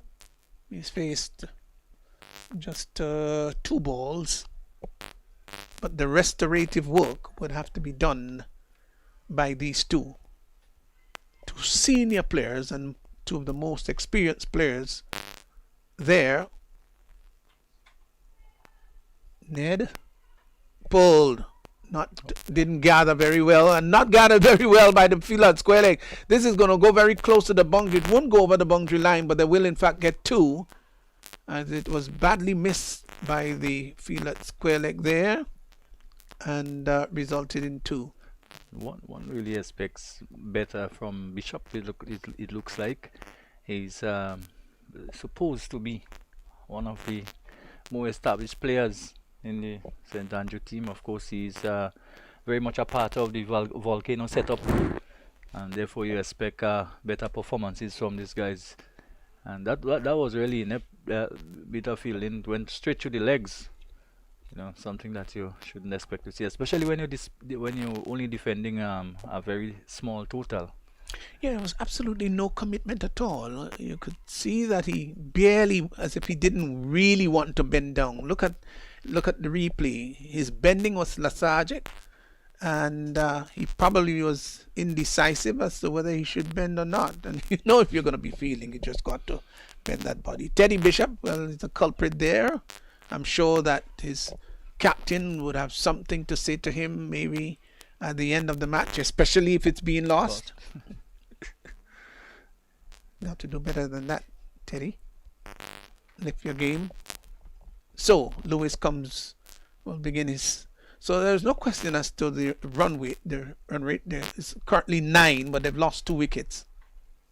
Here's Lewis to Devon Smith, who pulls well, fine shot. This is going to go into the boundary 4 runs. No need to run after that one. It was short, rocked onto the back foot. He's a great puller. Once it's shot, he's going to pull. Good cutter of the ball too. But I just find, though, in his advancing years, that he pulled the ball even better than he cut it. And that went for 4. He's gone to 9. So it's going to be counter-attacking stuff here. That's what it looks like. Devon Smith. So, looks pretty good, doesn't he? It's gone to 9. Pacey delivery outside the off stump. Well played by Devon Smith. Just let it go by. Now, here at this point, Lewis is bowling over the wicket and he's seeking to move the ball across the left-hander's body. Generally, he would prefer to bowl over the wicket to the right-handed batsman and to get the away movement. But of course, you've got a batsman with contrasting handedness. You've got to make the adjustment as deemed necessary. He's in again to bowl to Smith. Wayward delivery, verging on a wide, confirmed in fact by the umpire that it is a wide. 1 more to the total. Extras have gone now to a healthy 5. The total is pushed on to 23. As to whether he's striding for more pace, what do you think? Maybe just trying to push it across, wanting to get Devon to play away from his body. He has the slip in place.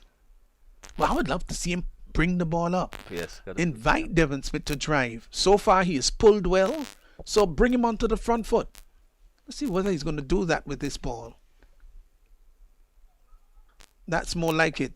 They go to a very quick single. They've got to hurry. Well judged. Good judgment by both Smith. I think Smith saw that Devon saw the opportunity. Might have just called him. I don't know which one of the two called, but they were in fact alert enough just to scamper through for the single. They got it rather comfortably in the end, although 3 fielders were converging on it. Well run. So Devon Smith goes into the double figures now. He's got to 10. It's look good for those 10. Very much so. Rather fluent, and seem to be picking it up rather early, and that's an indication of probably your form. It's just that you're in good rhythm. Good nick.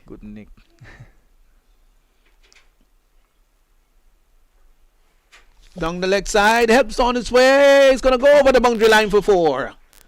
Well, Ned coming across there very quickly. Couldn't cut it off. 4-run signal by the umpire. Just slanting down the leg side. Got inside and just turned it. Good, nice control there. Just turned it and clipped it away. It was a genuine clip down to the fine leg area, and it went for 4. That was a lovely shot. I call it lovely because he got inside the line. I've seen many batsmen getting inside the line and not being able to get a nick onto it, but he got inside and genuinely deflected down to fine leg for 4. Clip that to mid wicket, airborne for a little while there. They will come back for the second. No, they decide against it. Dennis Smith thought about it for a fleeting moment and then saw that Devon was not interested at all and went scampering back to his crease. Turned it nicely, but it was airborne and just to the left of the fielder there, to the right rather. He picked up one. So the rest of 29 were just in over number 3.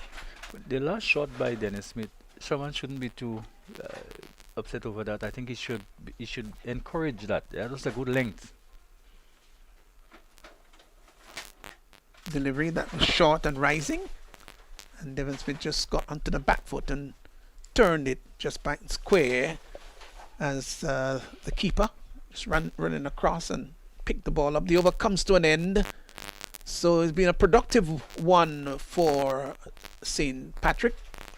The current run rate being 10, and after 3 overs it's now 30 for 2. If I were St. Andrew, I'd be very concerned. In fact, Devon is looking quite ominous. He seems to have so much time to play. Although it's something he's always had, but in the present state of the game and the rate at which he's going, I think it's ominous signs for St. Andrew if they do not break through, or at least any one of these partnerships, because what they would want to do, I'm sure, even if you cannot see the back of Devon in a hurry, you would want to be able to pick up wickets on the other end. So I think they will have to break through and break through soon. So here's Ned to Devon Smith.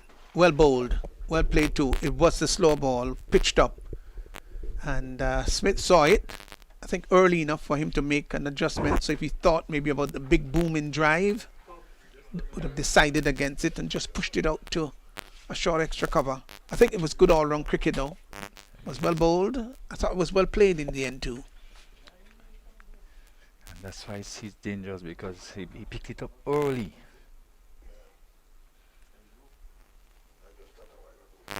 Outside here are some cuts well, fine shot, 4 runs. We told you maybe an over and a half ago how good a cutter he is, how good a puller he is. I think he's become a better puller in recent years, but his cutting really has not gone off the radar at all. Rocked onto the back foot, and he hit that handsomely to the right of the backward point fielder, and it raced across the outfield. Nobody really should have gone after that, at least just to retrieve, certainly not to cut it off. Fine shot by Devon Smith. You say how good a cutter he is, Pastor. I think as far as St. Andrew is concerned, they wouldn't want to hear us discussing how good a player he still is. I know he's a lovely player. Yes. Has served the region, served Grenada, and served the Windward Islands with distinction over the years. And as I said, though he is, right in the twilight of his cricketing career, he's still playing good shots. Down the leg side will be confirmed a wide by the umpire. So extras have now gone on to a healthy 6. The score is pushed on by 1 now to 35, is it? 35 for 2. And what Devon has been doing, Pastor, I don't know if you've been looking at him, he seemed to be really looking at the ball intensely. Eyes focused on the ball. I think this is something that a lot of young batsmen should look at. Yes. When you're batting, and it's delivery that is turned up on the onside, just behind square rather. Let's see if the umpire is going to signal leg by. Yes, confirm. He stood there, the umpire on his right leg, and lifted the left leg, confirmed that it was in fact a leg by. So Smith comes out of strike. That's Devon Smith. He's 15, has batted very well. His 15 runs have come off only 10 deliveries, so he's been going pretty well. His scoring rate being 140. Very good. Delivery that was short and rising. No ball signaled by the umpire. Am I right? Did he? No, I don't think. Or maybe he was just signaling that Just saw that right hand went on, but maybe not far out enough to confirm to say it was a no ball. Just look at the umpire here, and just a little later, maybe just showing across to his that's it. Just showing that they're got to his fellow umpire 2 more deliveries to go. They do communicate with each other. The umpires outside the off stump tried to hit that too hard. Dennis Smith hits it hard into the ground. The ball goes meandering out to mid-off, and there is no run. It will be interesting to just look at Devon Curry strike rate in terms of in the shorter version of the game. At 150 today, striking at 150. I think it's a pretty high strike rate, good strike rate. It's the last ball of this over. Delivery that is turned just behind square. Runs here. They will come back for the second quite comfortably. The return is going to come to the keeper. Brings him forward. Not the best return in the world, but just backed up in the offside. So that completes the over. And some 4 overs gone. It's running. There was a little bit. Maybe they could have challenged for 3. But I want to think Devon may have want to take most of the strike at this point. And basically just ambled 2.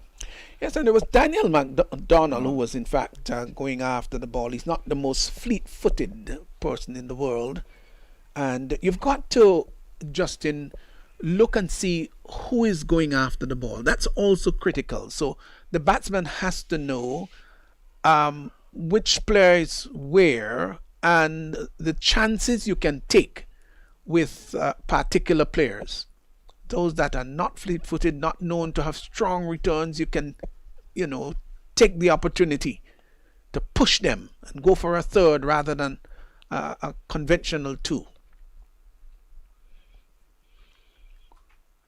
So there's a change of bowling from the far end as Daniel McDonald will come into the attack. So spin for the first time. Outside the off-stump, left alone. I think over the years there have been a lot of questions as to Devon Smith's ability to play spin. Obviously preferred the faster bowling, but I've seen him play some very good innings. That was short and given the punishment it deserved. Banged it through extra cover, 4 runs. Devon Smith is really motoring along now. He's gone to 19. The fact is that ball is really punishable because it was short outside the off stump and his eyes lit up. Played it very well between the mid-off and extra cover area, and it went careering down to the boundary for 4. And McDonald has a very interesting approach on delivery. Maybe you should look at him again. Probably wanting to remind Devon about Ajmal. Slightly start and stop. Yeah, like side Ajmal. Yeah, this man did have a little bit of problem with Ajmal and Hafiz. Ajmal was a very good player, turned by Davidson. No, they've hustled for 1 this time. They will in fact come back for the second, rather comfortably too, as the return comes in. Good return. Did in fact seem to dislodge the bail, did it? It was close to. No, it didn't. For a moment it looked as though it may have just hit the stumps, but if it didn't dislodge the bail.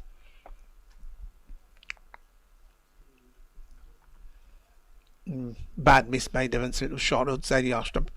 Maybe looking to hit that one just too hard. Hit it hard into the ground, and the ball went across there to squarish cover. So the offside field really set. There's a long off, extra cover. Mid off is rather wide, then there's a extra cover, and a backward point. So 4 fielders rather close in. Smith gets a full toss that he pushes down to long off, and they simply amble a single. So Devon Smith has now gone to 22. The over comes to an end. That's right. So 5 overs gone.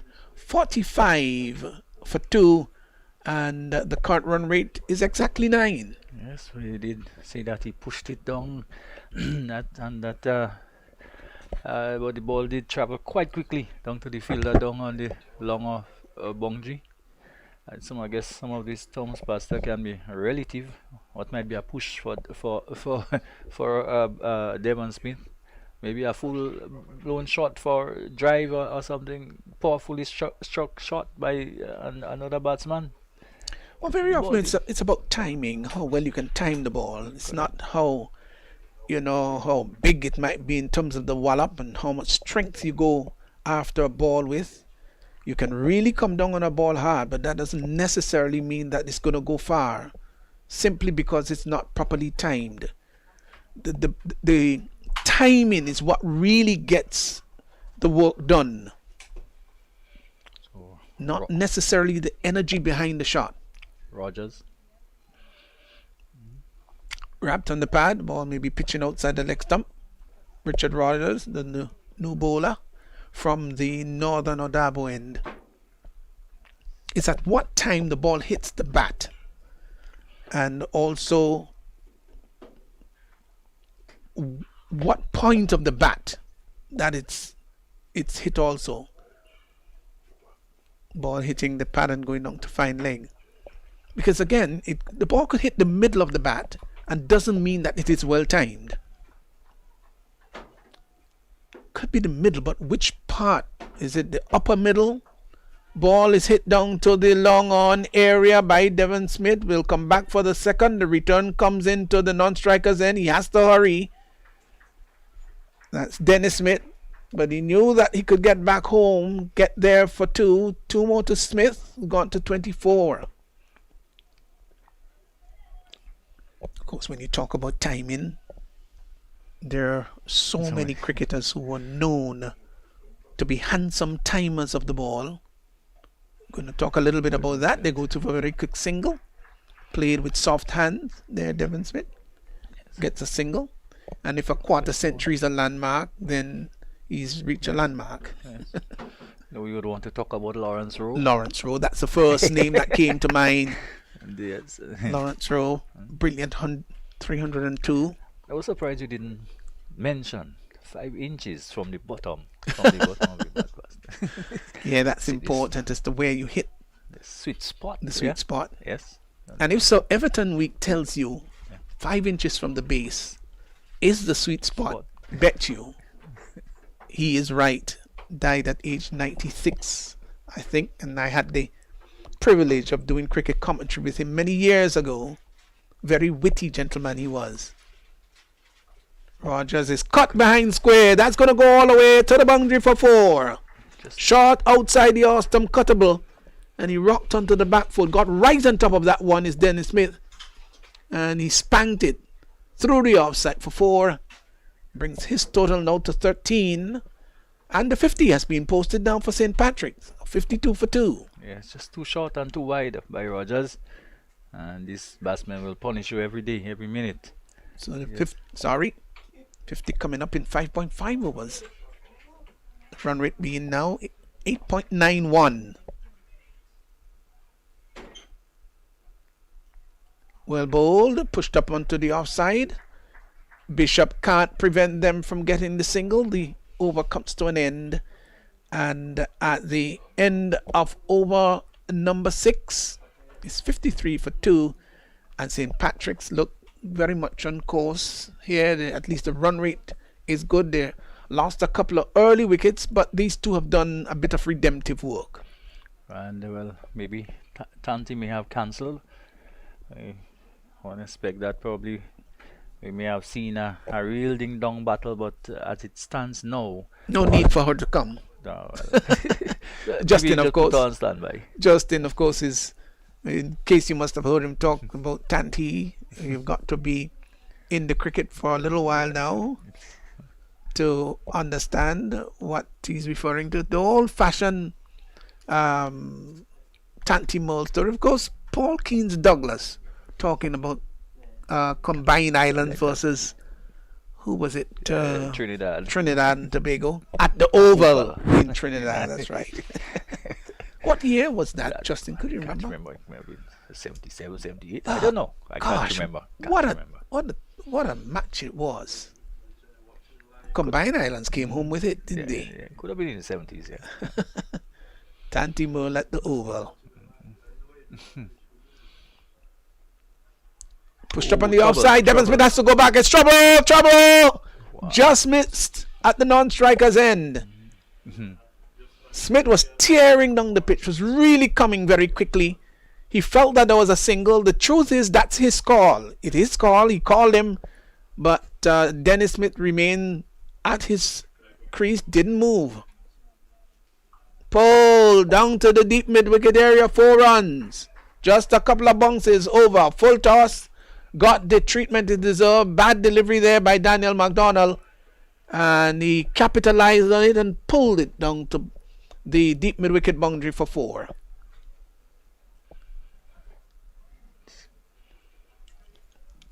So, bad bowling. And when they're bad, you got to put them away.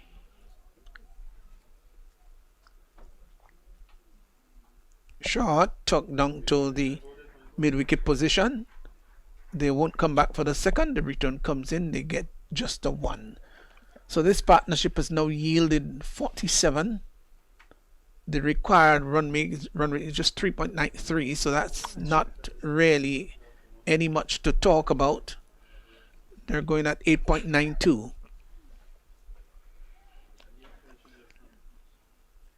Really, it's probably one of the better period of batting we've witnessed through the tournament so far. Enterprising, you'd want to call it. So Devon Smith just seemed to have lost nothing at all. Not even his running between the wickets. Age 39. Pushed that ball down to the sweeper position. As Bishop comes off the boundary, they get a single. Rather comfortable single. Now brings Smith, who is 19, into strike. But how do you equate that? He's younger than Chris Gale. He's same age with Fidel Edwards. Maybe fitter than them both. Well, there's been a lot of talk as to whether Chris Gale should have been on the current 2020 squad for the West Indies, and I may come in for quite a bit of a tongue lashing, but I really think that he should not have been on the team, quite frankly. I'll take some of the blows for you, Pastor. Well, thank you. It'll ease me up. Delivery that just brings Devon Smith stylishly forward and pushes it back to the bowler. So the over comes to an end. So that's 7 overs gone. 60 for 2. Smith is 26, and that's Devon Smith is 26, and Dennis Smith is 20. And the captain, Lewis, must be a very worried man now. Seeing, trying to... It does look a little bit down. Yeah. Maybe, but he probably as a senior pro, the best bowler on the team, probably he can't leave it until it's too late. He has to come back and try to see if he can prize one of those wickets out. Well, Rogers will continue to bowl. 8 runs coming off his first delivery, his first over, beg your pardon. He want to redeem himself a little bit here and make sure that he's as tight as possible and try to see whether he can capture the wicket of one of these two outstanding players. Shot outside the off-stump. That's not how he's going to capture it. Then it's been cut down to the deep extra cover boundary. They come back for the second quite comfortably. So they get 2. Smith goes by 2. Therefore, he's now gone on to 22, that is.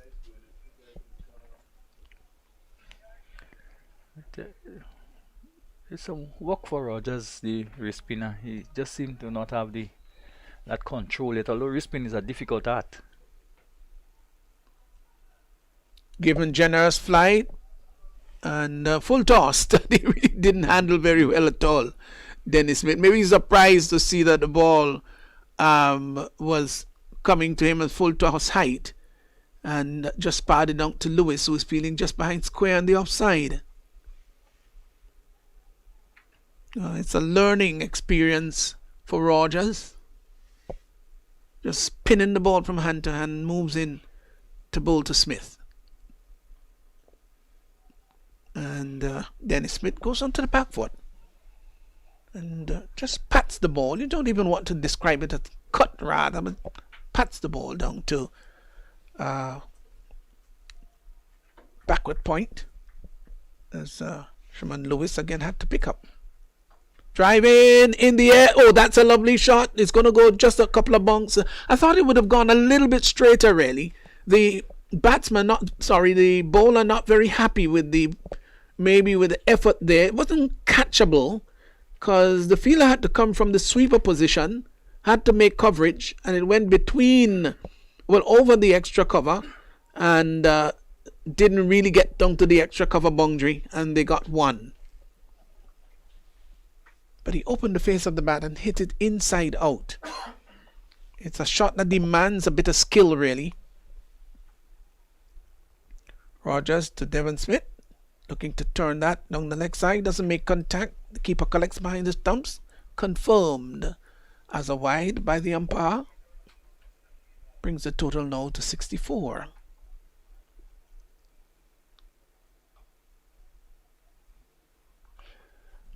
The extras contributing 8 extras so far, and in a low scoring encounter, it's quite a lot. You're sure right. Those are things that we've got to look at and make sure that they're put under control in playing particularly 2020 cricket. Good shot by Devon Smith, just using his speed. Didn't really come down the track much, but just a little step out, got to the pitch of it and pushed the ball down to the wide-ish long on position, got a single. The over comes to an end, so 8 overs gone, 65 for 2. Both Smiths are there with Devon Smith. He's there 27 of 24, and Dennis Smith a little faster, 23 of 18. So the Smiths are in control, and I think if St. Patrick had to stop the train of if St. Andrew had to stop the train of St. Patrick, I think they will definitely have to get one of those batsmen out. And I think it's about time that Sherman probably come back into the attack. He's the most experienced. There's no point in coming back for overs later after the game is gone, after the horse has bolted. So we'll have to be seen what he has in mind. Apparently there's another change at the southern end. So yeah. Yeah, I would have loved to see Sherman Lewis bowl maybe 3 overs on the trot. He was getting bongs and good lift, good carry, but he pulled himself out of the attack. New bowler now is Shakim Charles from the southern or the River Road end. They've not formalized the ends really here at the National Stadium. Sometimes it's referred to, well, very often the River Road end. Or I've heard commentators in the past talk about the cemetery end. Or the river end. Or the river end. So until now, wrapped on the pattern doesn't appear for like before, not given out. The ball might have been sinking down the leg side. But there's no question about the Darbo end. No. But you even talk about the southern end. Yes. And even the Darbo end sometimes are referred to as the northern end. And of course Darbo is northern. River Road end is southern, or the river end.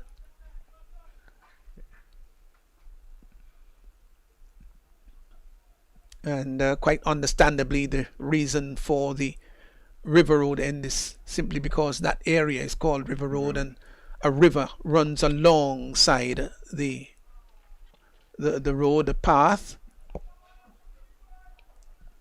Just a little thing, Smith wasn't quite ready. Just it. Have respect for the old man. Well, this is the second time that Shakim Charles has come in, and Devon Smith is not ready, and he will go back. Let me see what's going to do with this third ball. Now he's gone back. He's going to just turn and come in immediately.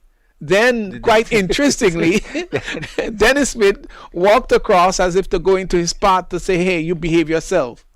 Interesting that. And so Shakim Charles came in and this time didn't deliver the ball. And Devon Smith now pulls out of his stance. Extraordinary byplay. I have not seen this ever before, and I've seen a lot of cricket. And the umpire now stretches out his hands as if to say, no, you can't come as yet. You've got to wait. This is incredible. All is well now. and he would move in. Will he bowl it? Yes, he does. Onto the back foot, turns it neatly. Down behind square, runs it. It's not going to go into the boundary. The fielder comes around, will send the return back as Kelvin Lewis. Good return. They do come back for the second run. 2 more to Devon Smith. Pushes his total now to 29. You ever seen this before? No, finally after 6 deliveries, 6 attempts. Attempts, really. Yeah, finally. Quite interesting that. I've never seen this before. And you can see, in fact, Dennis Smith actually going into the path of the bowler to make sure that Devon Smith is ready in his stance. Turned up to short mid-wicket. Lewis comes in very quickly and picks up. Interesting that. I've done commentary since 1991. I've never seen anything like this. Delivery that pushes Devon Smith back. And he picked up the ball in frustration, really, is Charles, and hurls it to the keeper. That's not good cricket at all. It really is poor. It shows that you're angry about something, but that's not the way you play the game of cricket. It's not in the spirit of the game. And he would make his way maybe down to the deep mid-wicket area. I'd be surprised that if he's brought back into the attack, he's bowled 2 overs for 13. And if I were the captain, there's no way I'm going to bring you back into that bowling attack. And before I do that, I would have go into his ear and whisper to him, "This is Devon Smith." Don't think he know. Probably doesn't know. You know. Just wondered why the reaction. Yes. Really surprised about that. So Rogers in again, bowls to Smith. Smith is off the back foot and opens the face of the bat, gets it down to third man. They will come back for the second. The return comes in. They've got to hurry. It's at the keeper's end and then relayed to the non-striker's end, and the batsman can get 2. It's a weak return, you have to say. He did pick the ball up, but the return were not very strong at all. So the St. Patrick's team just cantering home, 69 for 2. The run rate is 7.53, so it has nothing to do with that. And they've got 8 wickets intact, so they're on course here.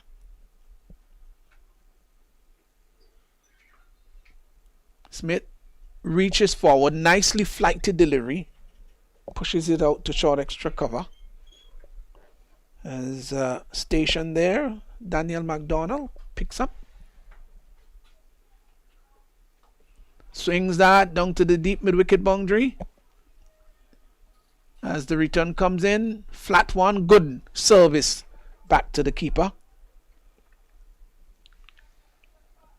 So just a single there by Dennis Smith. Total pushes into the 70s now. Well, 70 for 2. A little adjustment to the field. There is a mid-wicket now that is put there. There's one short and then there's one deep. And then there's a short, wide, long on, if you want to put it that way.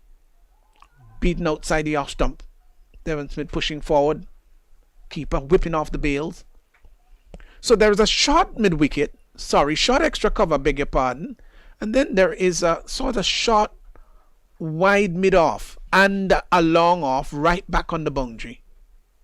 Interesting field place. He's wrung the wicket this time, Rogers. Smith is pulling that one down to the deep mid-wicket boundary. Short delivery. Tugged it from outside the off stump and hit it down to the deep mid-wicket area. Got a single, rather comfortable single. It's gone on to 30 and it's played an innings of maturity with cool, calculated composure.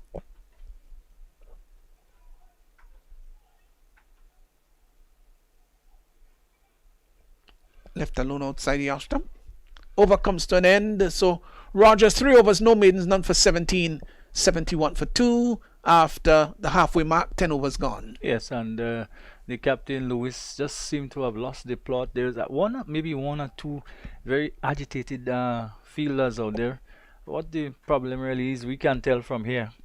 But we've seen the captain down on the with his hands on his hip and almost in a resigned kind of manner, just trying to get things together.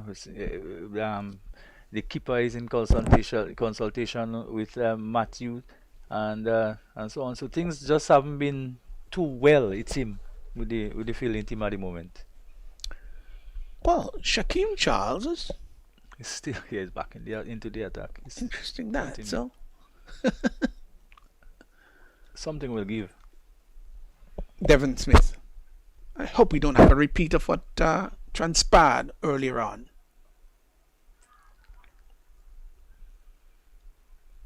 Smith has batted well today. Led from the front. Terms of experience. And Dennis, of course, at the non-strikers end has really done well too. Pushed up to a long off, will get a single. Is Devon Smith. They almost walk a single. Rather say they jogged a single. It's a little faster than walk. Brings Dennis Smith now into strike. Smith is 26. We're in over number 11. 72 for 2. But it's been a cool day. It's not been one of those traditionally hot cricket days. It's been overcast for most of the day.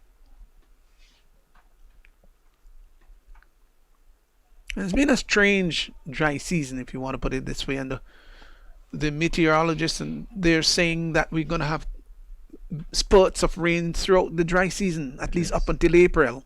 Delivery that is hit down to the third man area. Would it go all the way? No, pull just inside. The return comes in and they come back for what would be the second run. Yes, 2. So 2 more to Dennis Smith. Now goes on to 28. As I would say, a well-crafted 2 opening the face of the bat and just gliding it past the man at backward point. Kelvin Lewis in that position. This time it's hit down to the deep extra cover position. Just in fact managed to pull it back inside. They come back for the second run. Good work down at the deep extra cover boundary. Yes. 2 more. Look like Ned down there with some very good work. Yeah, did well. 2 more to Dennis Smith. The over comes to an end. So nothing untoward there in that Shaquem Charles is over. So he's bowled 2 overs for 7. Richard Rogers, 3 overs for 17. 11 overs gone is 76 for 2. And you St. Andrew have been able to just claw their way back a bit, just pull the rate back a bit. The required rate is now 3.89. At one point it was lower than that. They were scoring at about 8 runs and over, 10 runs and over. Now they're scoring just about 7. And I think they would want to try to exert some pressure and pick wickets up. I think that's the way they would peg St. Patrick back. They'll have to pick some wickets up. So we'll just give you some team standing during the course of this over. As Rogers will be bowling his 4th and final over. Smith is onto the front foot and pushes it back along the track for the bowler to pick up. So St. George's, they've played 3-1-3. St. Andrew, they've played 3-1-2, lost 1. Down the track came Smith and missed everything, and the keeper seemed to have missed that too. That's going to go close to the deep fine leg boundary. They come back for the second. Let's see what the umpire would say. It's going to be confirmed as byes. I would love to see that. He was dancing down the track, beaten with the flight. Let's look at it. The replay is coming up.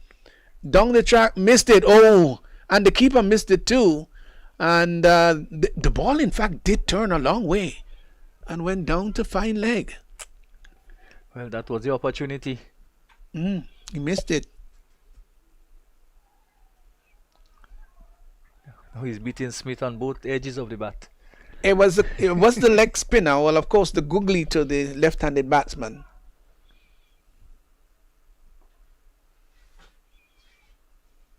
Turned up to mid-wicket. Forward square leg, preferably. Gets a single. Is Devon Smith. Now goes on to 32. But that was a real biter of a delivery that beat Devon Smith. He was down the track, and the keeper was also beaten. Good spell for St. Andrew. Good period of play for them. And you often hear good spinners talking about beating both edges, both sides of the bat, both edges of the bat, the inside and the outside edge. Driven up to short extra cover. Is it caught? No, guess no. so. I think Bike for a moment. Well, I think you got to bring a little bit of laughter here and there. But he threw the ball up in the air as if to say that's out, but certainly wasn't. Off the back foot and cuts the ball down to third man. Runs here for him, just a one rather. We'll get a single. So the over comes to an end, and at the end of 12 overs is 80 for 2. And just to go through the rest of the team standings, St. Patrick's 3 played, they've won 1, they've lost 2. St. Mark's, well, they've played 2, they haven't won a game, they've lost both matches. And St. John, similarly to that of St. Mark's, they've played 2, they've won nothing, and they've lost 2. Well, St. Mark has won against St. John today, so that means they would have won. Also, they did win against him. Yes. Oh, well, hats off to them. Congratulations to them. St. John is still in the cellar. It's not a place you'd like to be at all, whether it's literally or figuratively. So here's Shaquem Charles, will come up with his third over. None for 7 so far. Dennis George, well, now has 13 wickets in the tournament. Yes, healthy. Yorker-like delivery. First up, Dennis is saying, hey, I'm still playing this game. Yes.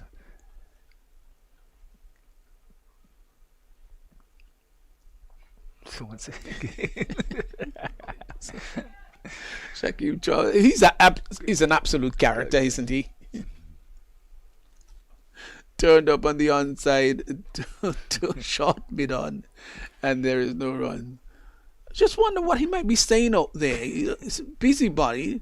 He's chirping quite a bit and doing all sorts of little antics here and there. Now wipes his hands into the dirt, maybe a little perspiration to get it as dry as possible.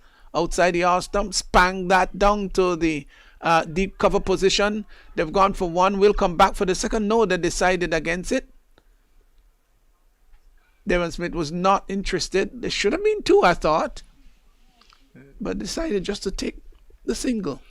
I think the fieldsman, he recovered rather well in the end, so I guess Smith is not going to take any chances now. The asking rate is only 4, and it's going up. It's heading up. It's what? So it's going north. The asking rate is now going north, Pastor. Well, probably going south. All depends on how you look at it.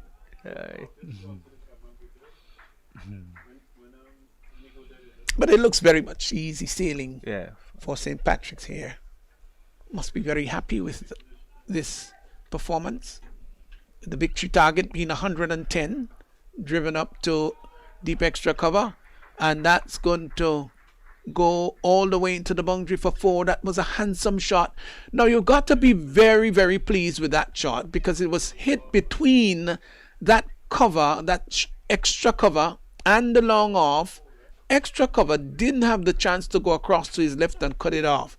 Just tells you how well it was timed, because there's a mid off, extra cover, and then there's a long off, maybe like a straight long extra cover, and he was able to pierce the gap and was able to get 4 runs. Well played, Devon Smith. Then hits another delivery out to the sweeper position and gets a single. So he's now got to 37. See the ball so crisply. Timing was really good, not brute force. Nice shot by Smith. Turned down to backward square. They won't come back for the second. The return comes into the non-striker's end.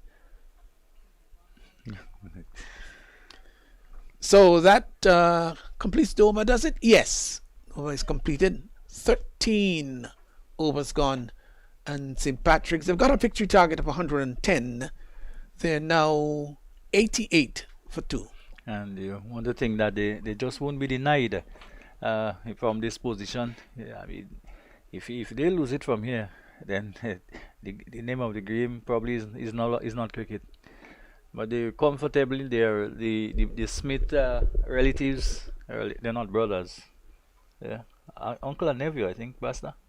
Yeah, Not surprising, is it? yeah.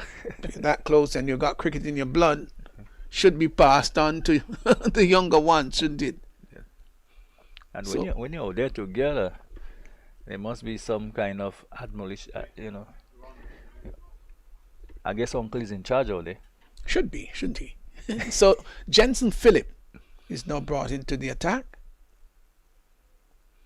And he's going to be moving into bowl to Dennis Smith. Fast delivery down the leg side. Wayward delivery. This is going to go into the boundary, I believe. I think it's going to be 4. Yes, it's not cut off. Wide signal by the umpire. He just ran on and slanted it down the leg side. The keeper, you can't fault him. And it went past the batsman and the keeper to the boundary for 4. Bat delivery. As I said earlier, maybe that's part of the game plan. Yet another bowler starting with a wide down the leg side. Well, we've seen it with what? 3 of the bowlers so far? Yes. Interesting that. So here is Jensen Phillip again. He's going to try. Pulled.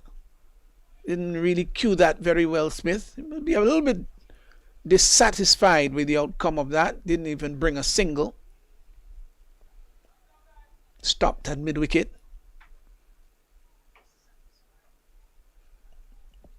Outside the off stump and bang down to Shaquem Charles, just tumbling over. Wonder what he would say at the end of the game. He's a very expressive young man, isn't he? Delivery that brings Smith forward and drives the ball easily up to long on. Will get a comfortable single. Teddy Bishop walks off the boundary. I think he knew already that it was just going to be 1, so he didn't have to rush. The ball didn't attack the ball. Knew that the batsman would not come back for the second run. So Phillip will now go round the wicket. I think it might be between the stumps and the umpire. And he's going to bowl to Devon Smith. Just making sure that all his players, fielders are where he wants them. And he's in now. Smith is off the back foot and cuts. Can't score. Went after that ball in a rather lazy manner, Devon Smith, as if bored by what's taking place outside there. Oh. This one really went the wrong way for Phillip. And it almost seems sometime wide signal, almost seems sometime like the ball just grips in the surface. Yeah, that previous delivery, another wide signal by the umpire. I thought that he probably gripped it too hard. Now, when you, as a spinner, you grip that ball too hard, you will tend to be more on the shorter side. Yes. If you notice this time, though, wide again signal by the umpire. He's throwing it up now, so he's gripping it less tightly and giving it more air. But his direction has been poor. Shorter of the back foot. Devon Smith just looks bored, really, with that shot that he played out to extra cover. Picked up there by Daniel McDonald.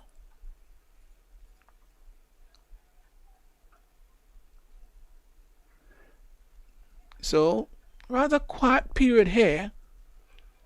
And rather innocuous over by the new bowler in Jensen Phillip. 9 runs coming off it. I think there were about how many wides? Were there 3 wides in that over?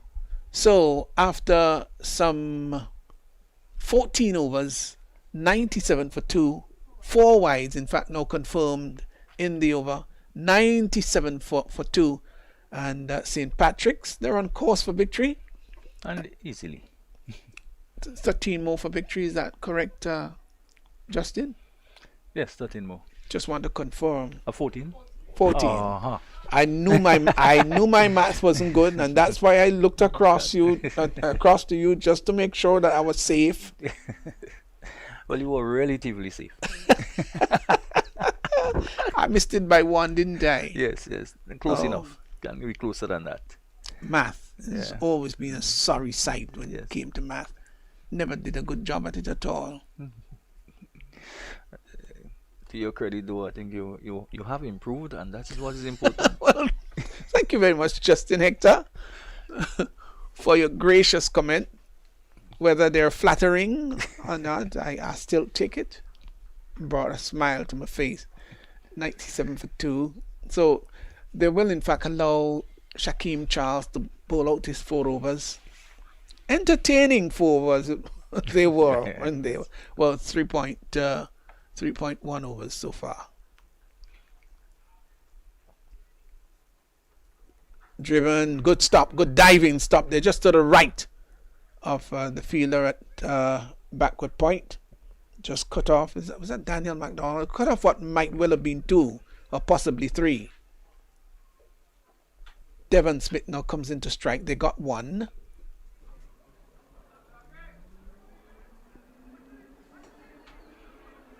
Charles bowls, turn behind square on the leg side, runs here for Devon Smith, going to be pulled back just inside.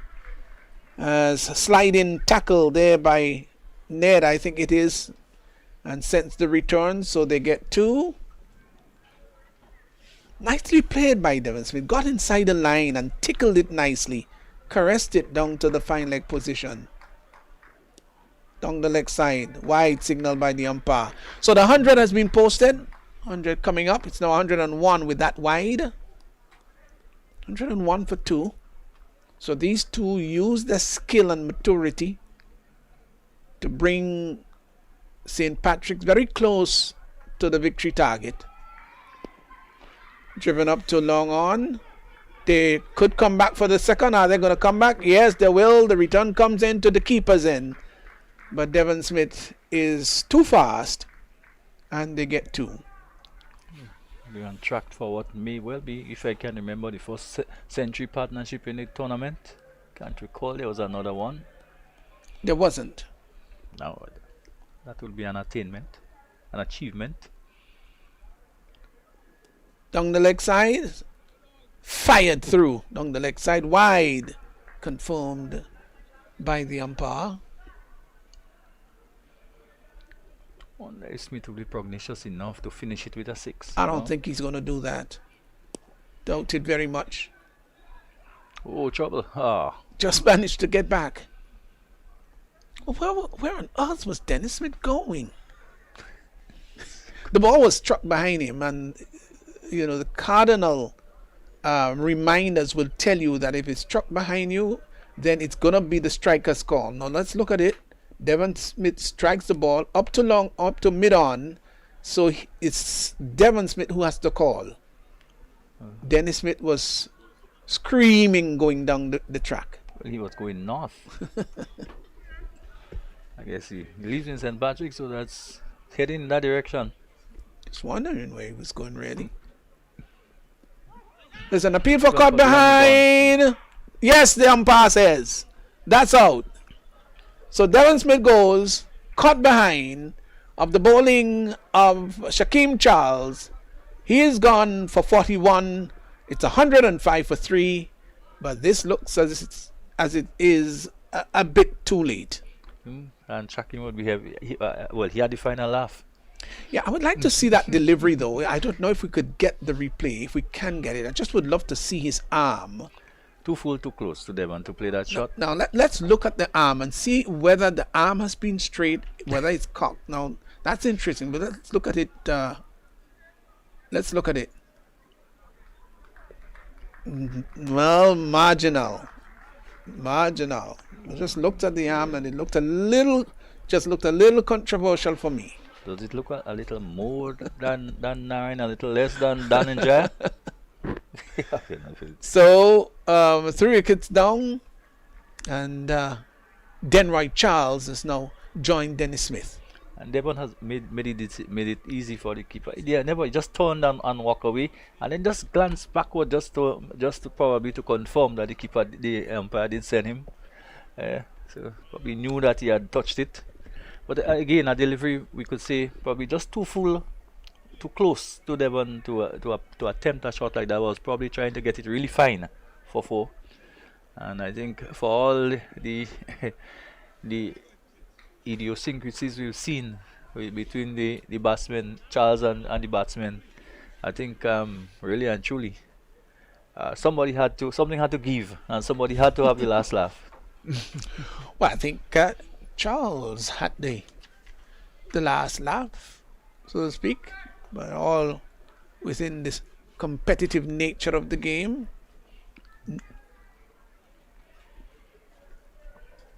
Delivery that brings Dennis Smith forward, just pushes it out in front of him on the offside.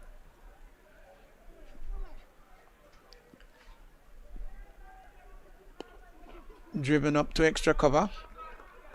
Is that Daniel McDonald? Oh, they. Bowling. Yes, number 5. Turned up on the onside. They go to for a very quick angle. They've got to hurry. And they get there. So Smith has gone by 1 to 35. 36, beg your pardon. Brings the new batsman in, just taking his guard and That's Charles. looking around the field. It's comfortable now. That one is swung down to the deep mid-wicket area, and that's gone all the way for 4. Between the long on and the deep mid-wicket boundary, fielder rather, he swept that, went down on one knee and swept it and hit it very well indeed. Let's look at how he went down almost. Yeah, in fact, he did go right down. The back knee did touch the ground, and he hit that very well. 4 runs. It was clubbered. 110 for 3, so maybe just a one little nurdle. And if the single comes, they're going to win. So here is a delivery that wraps him on the pad. There is an appeal for leg before, not given out by the umpire. Interesting, very interesting one. So What is? just wondering what's taking place. The umpires seem to be gonna have a dialogue. I really don't know what really took place there. I'm just looking at the shot for leg before. Catch. Was it for the catch? Well, that's strange. If we can go back maybe to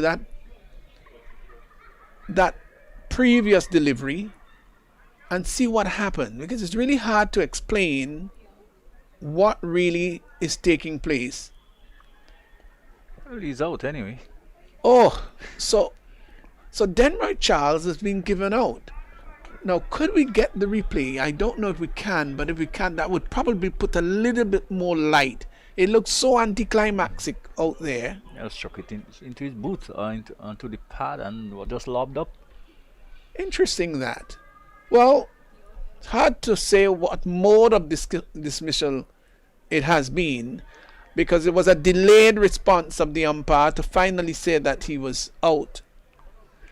And if he's in consultation with the square leg umpire, maybe it's just to ask him whether yes, did it come off the boot or something like that, or was the catch clean or something like that. I don't know. It's hard to say. It's one of the most mysterious dismissals I've seen.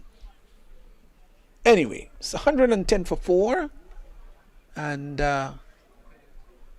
who's the new batsman who has come out? This is Marlon. That's Marlon Henry. Yeah. That's correct. So Marlon Henry now come out, and will he hit the winning run? Eli. Somebody has to. It's about time. So I guess the captain would have liked to have the honor to put the final rights. So McDonald picked up his first wicket, He's 1 for 19 of 2.5. Here is the last delivery coming up. The field has been closed in. And here he's in now. Bowls to Henry. Turns. Wrapped him in the pad. There is a appeal for leg before. Not out, says the umpire. That must have been remarkably close. The appeal went up. The umpire said, no, that's not out. So that completes the over. Let's look at it here, Justin.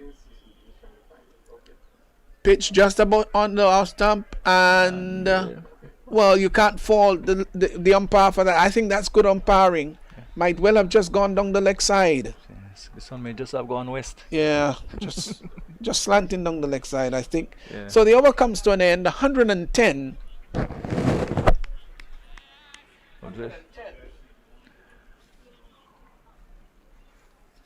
But very, very, very interesting last few moments, last few minutes of the game.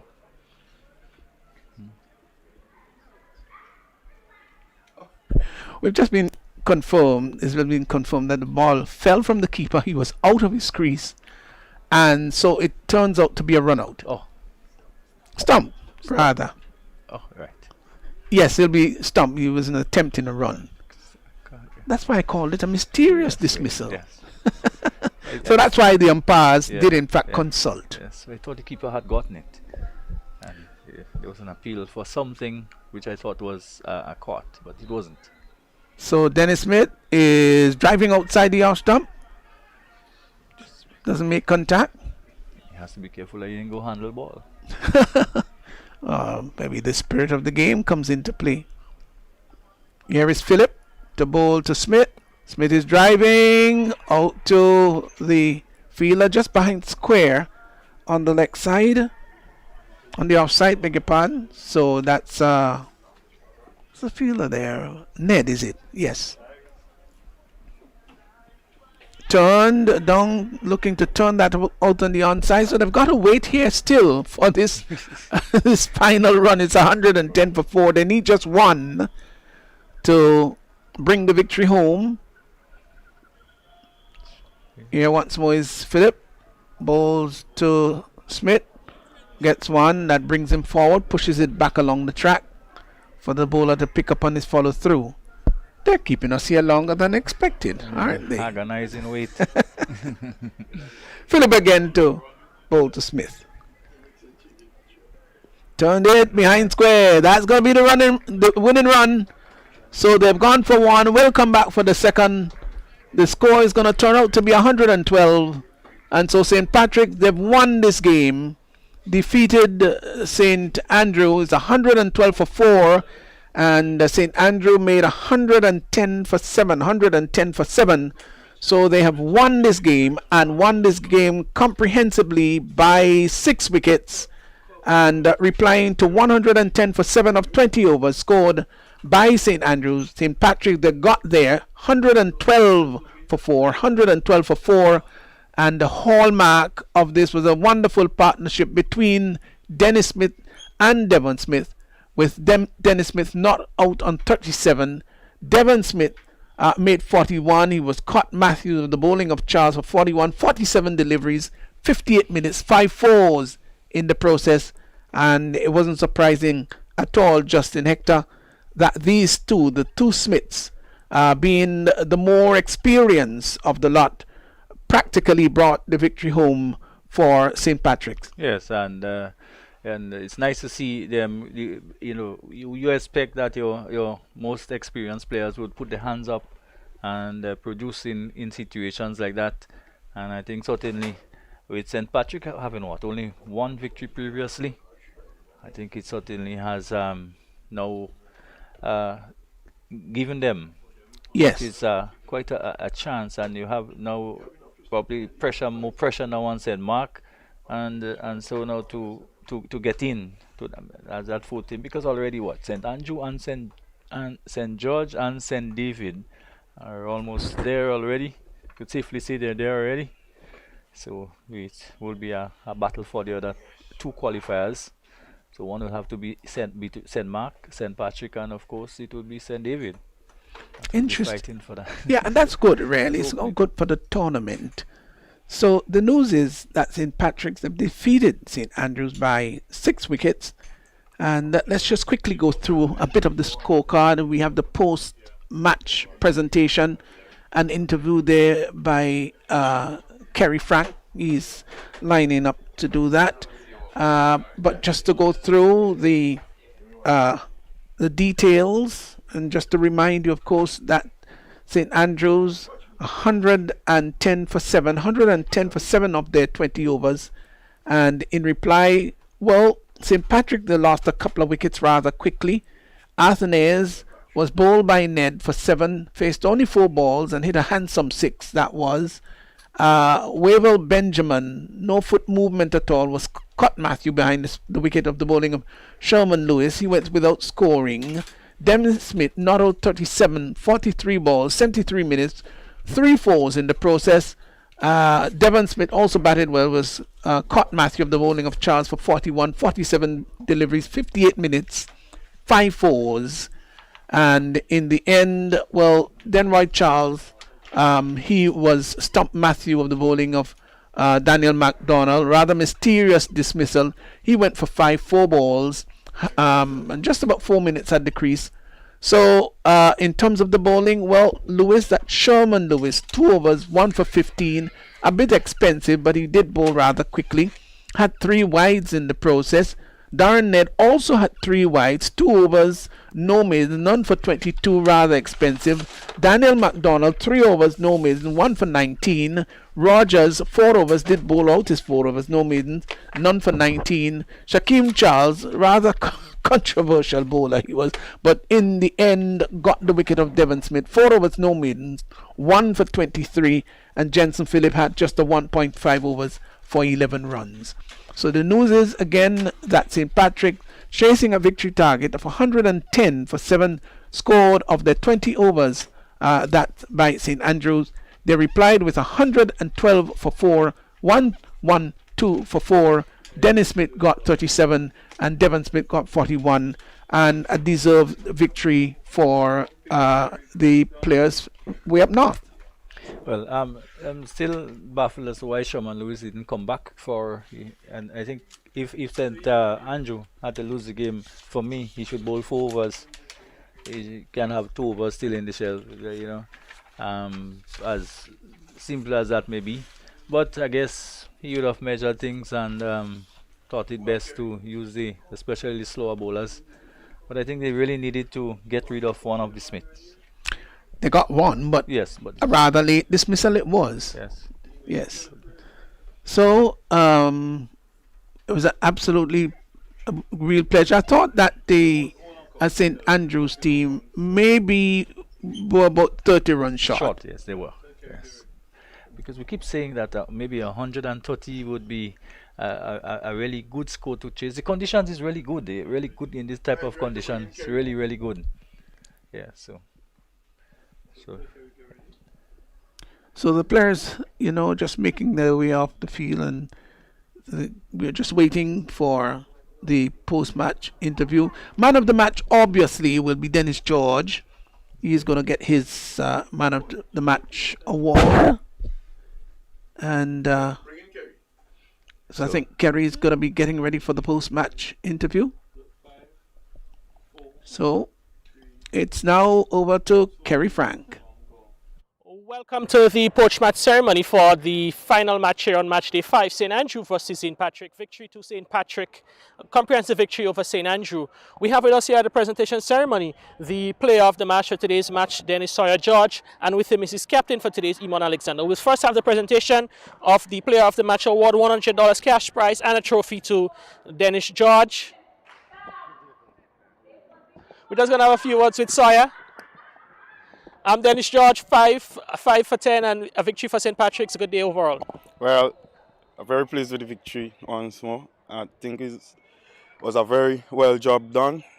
And say well played to Devon and Dennis, and hard luck to Athenaeus. I think it was a very good team effort. All right, you guys win 2-2. One more game to go against St. John's. Should be looking forward to the next stage of the tournament. Yeah, hopefully. All right, so once again, congratulations, Dennis, and all the best for the rest of the tournament. Thanks. We're now going to have a few words with the winning captain, Iman Alexander. Iman, comprehensive victory for you guys. Quite happy with the performance of the lads today. Yeah, I'm happy. It's good to get a win under our belt. We're still alive in the competition, so we just have to continue from here. All right, you would have done well with the ball. Dennis Sawyer, George 5 for 10. Certainly, he might be getting on there in age, but the guile and the experience coming to 4. Yeah, well, the veterans still have it. I mean, they keep saying we are the veterans, so we have to prove a point here today. All right, overall pleased with the bowling effort. You know, the batsmen, they got off to St. Andrews, they got off to a relatively decent start, but restricting them for 110. Must be happy with the overall bowling effort. Yeah, well, we knew we had the bowlers to pull it back. Dennis coming on bowl well, so we always know the bowling is our strength, so we always stand firm with it. All right, and it's always a good sight to see Devon Smith in the green representing St. Patrick's. Yeah, it's good to have him back. I mean, experience. You know, he always there and always boosts us to keep on going, so.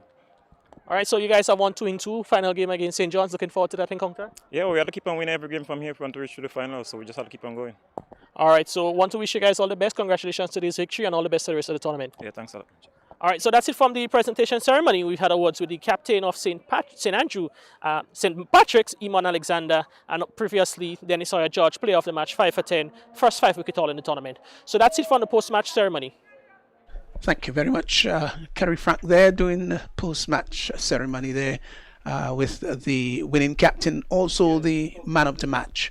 So St. Patrick's 112 for 4 in reply to, of course, St. Andrews, who got 110. So all in all, it was an easy run-over victory here for St. Patrick.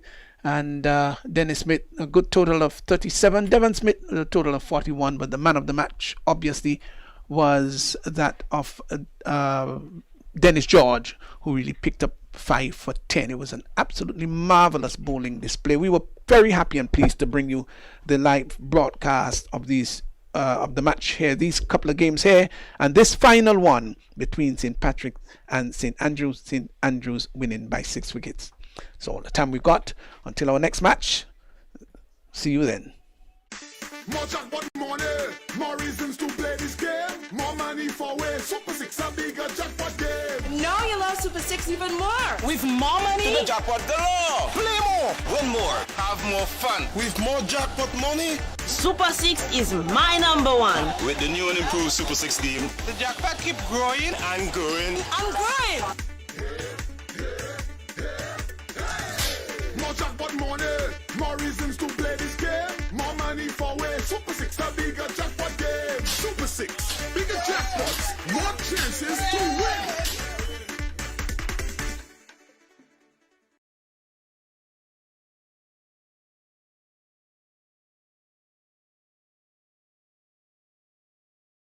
Holy natural spring water is a water for every occasion. On the field of sports, at your workplace, just open the bottle and savor the pure, refreshing taste. Holy natural spring water is produced in Mama Can St. Andrews and is available in all sizes nationwide.